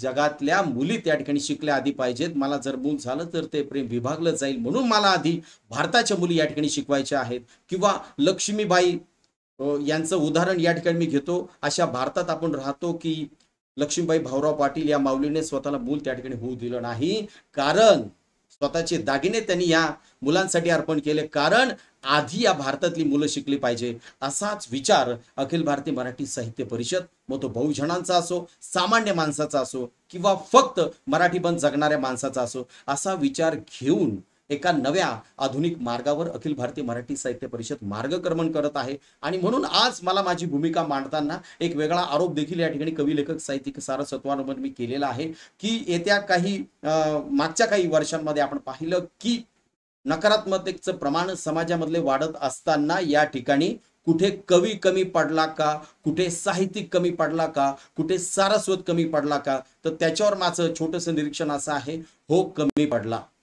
संत तुकाराम महाराज या माझ्या मार्गदर्शकाने, या ऋषितुल्य व्यक्तिमत्वाने जगाला एक वेगळा असा संदेश दिला असताना, नाठाळाच्या माती हनुकाठी असा संदेश देत असताना विद्रोहाची नवी बीज त्या ठिकाणी पेरली. आणि ही बीज वाढत असताना एक कालावधी असतो की परत परत ही सामाजिक संस्था, परत परत हा समाज रिबूट होत असतो, अपडेट होत असतो. परंतु अपडेट होत असताना नवीन संत आपल्याकडे निर्माण झाले, नवीन साहित्यिक आले, नवीन कवी आले. पण नवीन संत आता कुठं आहेत? नवीन संत ह्या घडीला जेलमध्ये त्या ठिकाणी आहेत. आणि मग त्यानंतरची जी अपडेटेड पिढी होती संतांची ती कुठे गेली? तर ही पिढी परदेशामध्ये मोठ्या प्रमाणात त्यांनी तिथे मोठमोठे आश्रम खोललेले आहेत आणि त्या ठिकाणी पेड त्या ठिकाणी मेडिटेशन चालतं किंवा पेड वेगवेगळ्या गोष्टी त्या ठिकाणी चालतात. मग भारतामध्ये अशा पद्धतीच्या गोष्टी, भारतामध्ये समाज बदलण्याच्या दृष्टीने हे संत, साहित्यिक आणि सारस्वत यांचं योगदान काय हे देखील पाहण्याची गरज मोठ्या प्रमाणात निर्माण झालेली आहे. मग अखिल भारतीय मराठी साहित्य परिषदेच्या माध्यमातून नेमकं काय काम चालतं? तर अशा पद्धतीने कवी लेखक साहित्यिकांना ज्यांचा वास्तविक आवाज जो आहे तो आवाज कलेक्ट करून, संकलित करून मोठ्या पद्धतीने एक वेगळं असं परिवर्तन, संक्रमण आणि अभिसरण देखील मी त्याला म्हणतो, हे काम अखिल भारतीय मराठी साहित्य परिषद करत असताना मला असं वाटतं की एक तळागाळातला साहित्यिक जो आजही आबासाहेबच्या प्रवाहामध्ये आलेला नाही, त्याने पुढे येणं नितांत गरजेचं आहे. आणि म्हणून ही गेल्या काही दशकांपासून संत सारस्वत यांच्या माध्यमातून जी उणीव निर्माण झालेली आहे, कारण एक अभ्यासक म्हणून, एक मन म्हणून, एक संशोधक म्हणून, एक मानसिक तज्ञ म्हणून कवी लेखक साहित्यिक यांच्याकडे समाज पाहिला जातो. मानसोपचार तज्ञ म्हणून एक प्रकारे एक मानसिक मलम देण्याचं काम कवी, साहित्यिक आणि सारस्वत करत असतो. आणि हेच काम, तो मूलभूत काम विसरलेला असून त्याला त्याच्या कामाची जाणीव करून देण्याचं काम येत्या कालावधीमध्ये नितांत गरजेचं आहे. नाहीतर या देशातल्या आत्महत्येचा आकडा हा वाढतच राहील, असं मला या ठिकाणी प्रांजळपणे कबूल करावं असं वाटतं. या साहित्य संमेलनाच्या निमित्ताने हे जे व्यासपीठ आहे, हे व्यासपीठ हाच आवाज या ठिकाणी मुखर करतं की या कालावधीतील कवी लेखक साहित्यिक आणि सारस्वतांनी स्वतःला अपडेट ठेवणं त्या ठिकाणी नितांत गरजेचं आहे. फक्त ऑनलाईन उपस्थित राहून, फक्त 4 ठिकाणी जाऊन मला ट्रॉफी मिळेल का, मला साहित्यिक पुरस्कार मिळेल का, माझी कविता छापून येईल का, मग मी ती फेसबुक व्हॉट्सअपला गावभर शेअर करेल का, एवढ्याच चौकटीच्या भूमिकामध्ये न राहता त्याच्यावर त्याच्या जनगणमनने सोपवलेली जी संरचनेची, सामाजिक संरचनेची, सोशल इंजिनिअरिंगची जी भूमिका आहे ती प्रत्येक सारस्वताने स्वतःच्या मनामध्ये आपण ठोसून घेणं, त्या ठिकाणी टोचून घेणं ही नितांत गरजेची ठरलेली आहे. हेच काळाचं मागणं आहे असं मला या कार्यक्रमाच्या निमित्ताने वाटतं. मी बोलतोय, मी तुमच्या समोर बोलतोय तर मी कवी अमोल बागुल म्हणून बोलत नाहीये. 2 पदकं मला राष्ट्रपतींची या ठिकाणी मिळाली तो म्हणून मी या ठिकाणी बोलत नाहीये. मला कुठला गौरव मिळवायचा म्हणून असा मी एक चमकेश कुठला पर्सनॅलिटी तुमच्या समोर बोलत नाहीये. तर मी आता सध्या तुमच्याशी बोलतो आहे की मैला उपसणारा जो माणूस आहे तो ज्या मेन होलमध्ये त्या ठिकाणी उतरतो आणि वर पाहताना कोणीतरी त्याचा व्हिडिओ शूटिंग काढतं, तर त्याच्या ज्या डोळ्यातल्या ज्या बुबुळ आहे त्या बुबुळामधून मी तुमच्याशी या ठिकाणी संवाद साधतोय. मी कुठून बोलतोय तर एड्स बाधिताची उलटी त्याला होतीये, त्याची रक्ताची उलटी होते आणि त्याच्या उलटीतला विषाणू म्हणून मी तुमच्यासमोर या ठिकाणी संवाद साधतोय. अशी वेळ, अशी नकारात्मकता समाजामध्ये पसरण्याचं जे महत्वाचं मूलभूत कारण आहे, ती कारण अनेक असतील. त्यामध्ये या देशातला, मग तो मराठी असेल किंवा अन्य भाषेतला साहित्यिक असेल, तो कमी पडला आहे असं मला वारंवार या ठिकाणी सांगावं असं वाटतं. अभामासाबच्या माध्यमातून वेगवेगळ्या पद्धतीच्या वर्कशॉप आयोजित केल्या जातात, कार्यशाळा आयोजित केल्या जातात, परंतु एकटी अभामासाब या ठिकाणी पुरेशी नाहीये. इतरही साहित्यिक संघटना, संस्था आणि अनेक लोक या ठिकाणी काम करत आहेत. त्याविषयी बोललेलंच न बरं की साहित्यिक कवी नसलेले, सारस्वत नसलेले वेगवेगळ्या संस्था, साहित्यिक संस्था, संघटना बळकावून बसलेल्या आहेत. यावर भल्या मोठ्या पद्धतीने आपल्याला 10 वर्ष बोलता येईल, परंतु त्याच्यातून कुठलाही परिणाम किंवा फळ आपल्या हातात येणार नाही. परंतु या घडीला कवी, लेखक, साहित्यिकांनी रस्त्यावर उचलून त्या ठिकाणी काम करण्याची गरज आहे. एक वेगळा असा तुकडा मला तुमच्या समोर काही शब्दांचं या ठिकाणी मांडायचं आहे. तुकड्याचं शीर्षक असं आहे, शब्दभूषण, लेखनी सम्राट, शब्दप्रभू वगैरे. आदरणीय लेखकांचे विचार वाहतात पुस्तकाच्या ओढ्यातून आणि पुरवण्याच्या नाल्यातून. आदरणीय लेखकांचे विचार वाहतात पुस्तकाच्या ओढ्यातून आणि पुरवण्याच्या नाल्यातून. त्यात नाहतात आदरणीय वाचक, ज्यांना नाही देशाशी काही देणे घेणे. त्यात नाहतात आदरणीय वाचक, ज्यांना नाही देशाशी काही देणे घेणे. विचार उतरत नाहीत रस्त्यावर. विचार उतरत नाहीत रस्त्यावर. जे उतरतात त्यांना विचार नाही, पोट असते. विचार उतरत नाहीत रस्त्यावर. जे रस्त्यावर उतरतात त्यांना विचार नाही, पोट असते. आणि ते म्हणतात प्रति खपून झाली खाजगी क्रांती. आणि ते म्हणतात ग्रंथाच्या प्रति खपून झाली खाजगी क्रांती. कुठला सारस्वत पाणी प्रश्नावर बुडालाय उपोषणाच्या पाण्यामध्ये. कुठला सारस्वत उतरलाय रस्त्यावर, पाणी प्रश्नावर बुडालाय उपोषणाच्या पाण्यात. कुठल्या कवितांनी हातात हात घालून केलाय रास्ता रोको. कुठल्या कवितांनी केलाय हातात हात घालून रास्ता रोको. आणि शब्दभूषण जात गोळा करून मतदारसंघ विकून राहिले. आणि शब्दभूषण जात गोळा करून मतदारसंघ विकून राहिले. तुमची चळवळ नापास झाली, तुमचे इतिहासाचे कुलूप गंजले. तुमच्या चळवळी नापास झाल्या, तुमचे इतिहासाचे कुलूप गंजले. मातीच्या आत्महत्या कमी पडल्या आणि वर्तमानात तर डोळेच नाही. तुमची चळवळ नापास झाली, तुमचे इतिहासाचे कुलूप गंजले. मातीच्या आत्महत्या कमी पडल्या आणि वर्तमानाला तर डोळेच नाहीत. ज्याला दिले शब्दांनी डोळे ते सुशिक्षित कासव. ज्याला दिले शब्दांनी डोळे ते सुशिक्षित कासव. मानधनाच्या खवल्यातून येईना बाहेर. ज्याला डोळे शब्दांनी दिले ते सुशिक्षित कासव. मानधनाच्या खवल्यातून येईना बाहेर. अनुदानाची चड्डी घालून हिंडला उघड्या नागड्या झोपडपट्ट्यांमधून. कोण सारस्वत अनुदानाची चड्डी घालून हिंडला उघड्या नागड्या झोपडपट्ट्यांमधून. आणि विणले व्यथांचे 9वारी कथांचे लुगडे. आणि विणले कथांचे 9वारी व्यथांचे लुगडे. पण ग्रस्तांच्या बाजूने उगाळला नाही एकाही टेबलावर अश्रू. पण ग्रस्तांच्या बाजूने उगाळला नाही एकाही टेबलावर अश्रू. लिहून वाचणारे तयार झाले. लिहून वाचणारे तयार झाले. पण वाचून वाचवणारे व्यालेच नाहीत. लिहून वाचणारे तयार झाले, पण वाचून वाचवणारे व्यालेच नाहीत. आणि भरघोस मते अंगठ्यांचीच आहेत. आणि भरघोस मते अंगठ्यांचीच आहेत. घ्या शब्दप्रभू पुन्हा नव्या पुस्तकांसाठी गाभण झाले आहेत. ह्या शब्दप्रभू पुन्हा नव्या पुस्तकांसाठी गाभण झाले आहेत. तर या छोट्याशा कवितेच्या तुकड्यातून मी तुमच्या समोर एक वेगळं असं साहित्यिकांचं वास्तव मांडण्याचं फक्त विनंती आहे, अमोल एक विनंती आहे फक्त की जानकर साहेबांना जॉईन करून घ्या. बराच वेळ झालं ट्राय करतात, ती जॉईन होय नाही. त्याचे बरेच मेसेज आलेत मला. हा 2च मिनिटात त्यांना जॉईन करतो सर, परत मेसेज आल्यानंतर. Yes sir. आला त्यांचा मेसेज माझ्याकडे बरेच आले की जॉईन होत नाही, लिंक ओपन होत नाही म्हणून.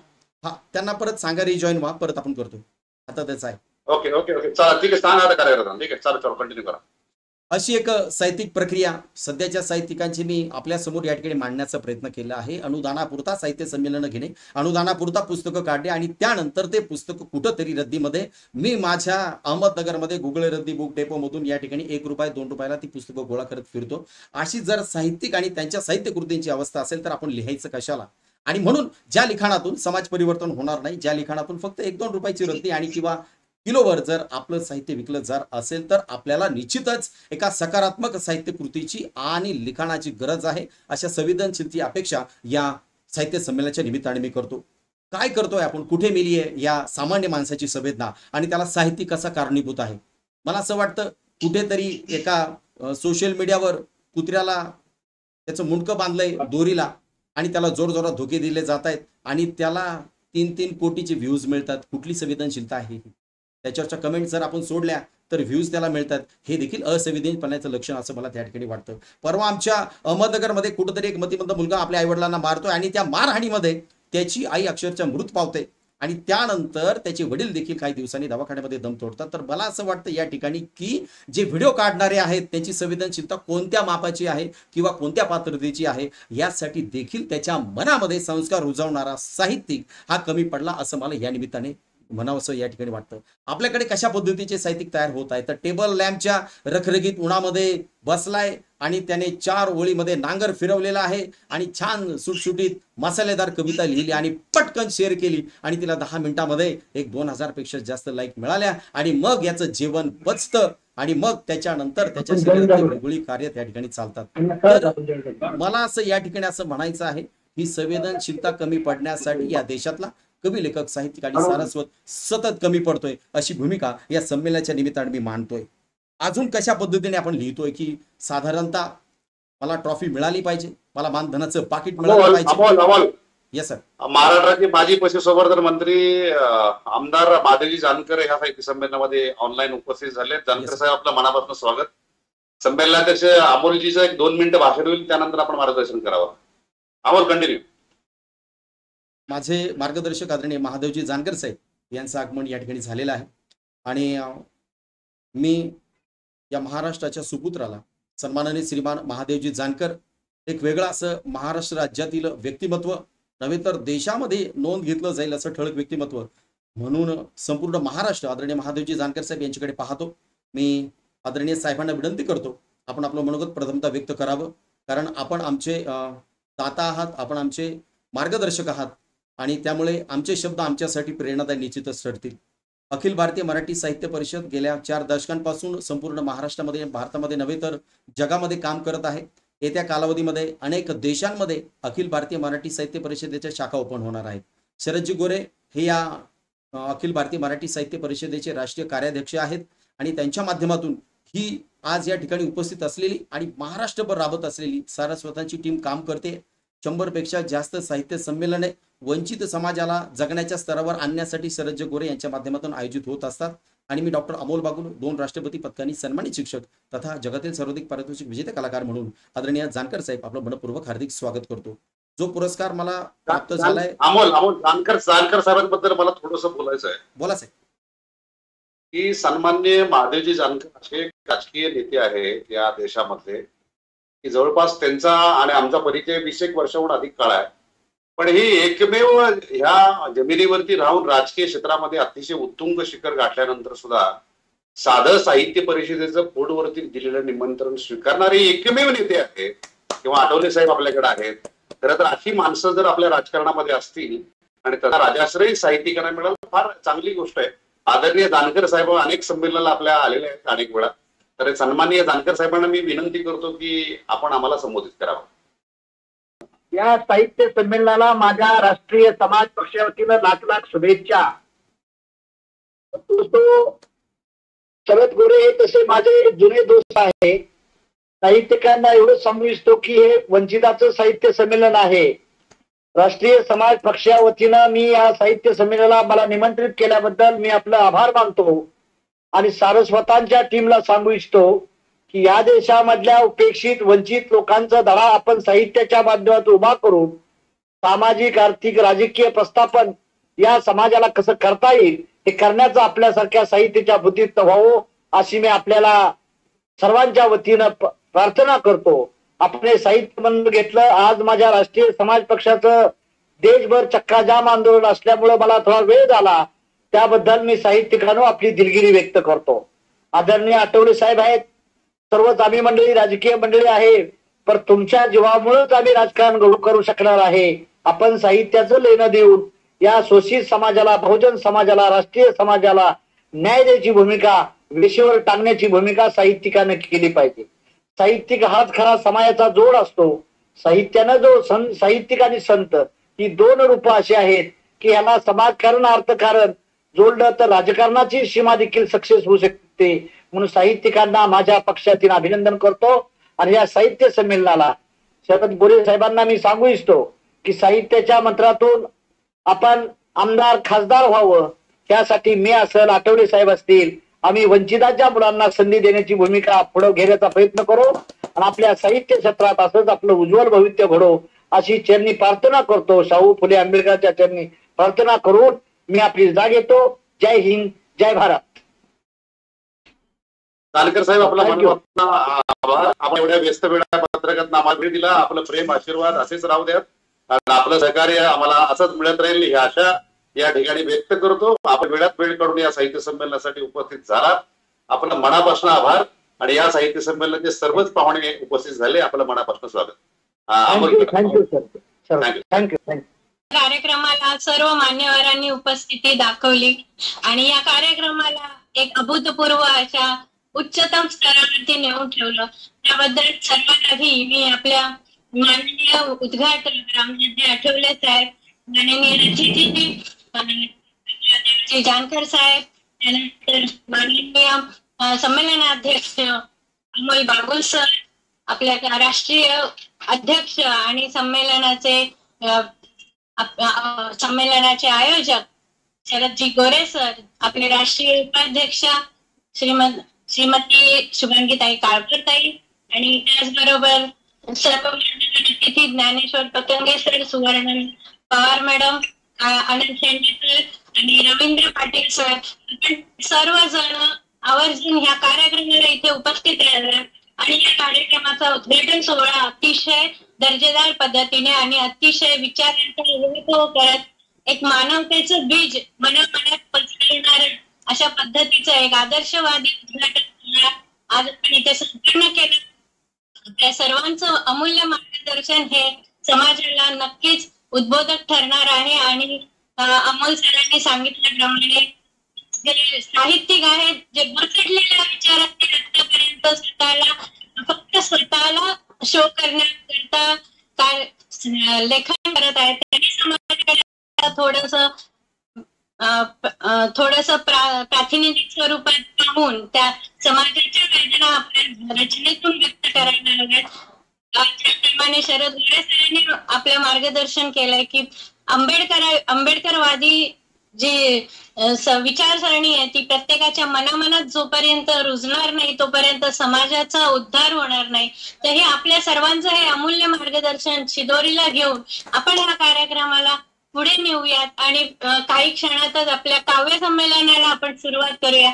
आपण सर्व मान्यवरांनी वेळात वेळ काढून अतिशय मनापासून या कार्यक्रमाला खूप छान पद्धतीने आपला वेळ दिलात, आपलं अमूल्य मार्गदर्शन दिलं.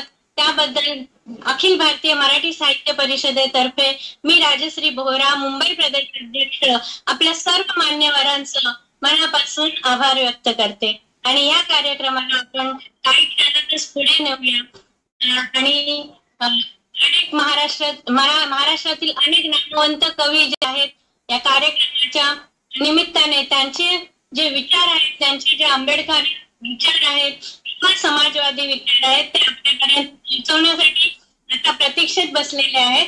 तर त्यांना काही क्षणातच आपण जोडून घेऊया आणि कार्यक्रमाला आपण पुढे नेऊया. या कार्यक्रमाला उपस्थित राहिल्याबद्दल Anand Shende sir, Dnyaneshwar Patange sir, Ravindra Patil sir, आपले मनापासून खूप खूप धन्यवाद. अतिशय सुंदर पद्धतीने हा कार्यक्रम पार पडला आणि आता आपण काही क्षणातच काव्य संमेलनाला सुरुवात करूया अशी मी विनंती करते. मॅडम एक मिनिट. बोरा मॅडम, हा, या ठिकाणी आपल्याबरोबर विराज मॅन आहे. तो आपल्याशी 1 मिनिटाचा संवाद साधतोय. त्याने आपल्याला अनेक परदेशी कॉन्टॅक्ट उपलब्ध करून दिलेले आहेत आणि आपल्या उपक्रमाचं टेक्नॉलॉजी तंत्रज्ञ म्हणून आहे तो पार्ट तो महत्वाचा सांभाळतोय. विराज अजय मॅना 1च मिनिट आपल्याशी बोलतोय. ओके ओके, चालेल. नमस्ते मॅम सर, मी विराज मॅना. मी junior AI and ML engineer आहे. प्लस मला रोबोटिक्स फील्डमध्ये 300+ सर्टिफिकेट्स आहे आणि प्लस माझे स्वतःचे 5+ स्टार्टअप्स आहे आणि मी त्याच्याच co-founder आणि CEO आहे.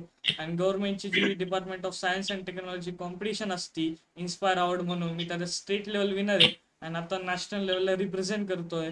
आणि अमेरिकाची जी फाउंडेशन आहे ग्लोबल नगरी फाउंडेशन, त्याच्यात त्यांनी माझा इंटरव्ह्यू घेतला होता आणि प्लस ही वेबसाईट 150+ वेबसाईट आणि 50+ ॲप्स आणि 30+ पोर्टल्स क्रिएट केले आहे.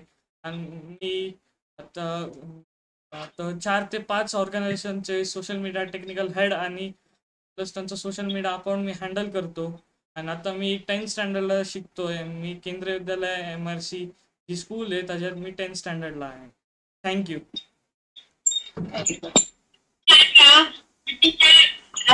एवढ्या सुद्धा तुझं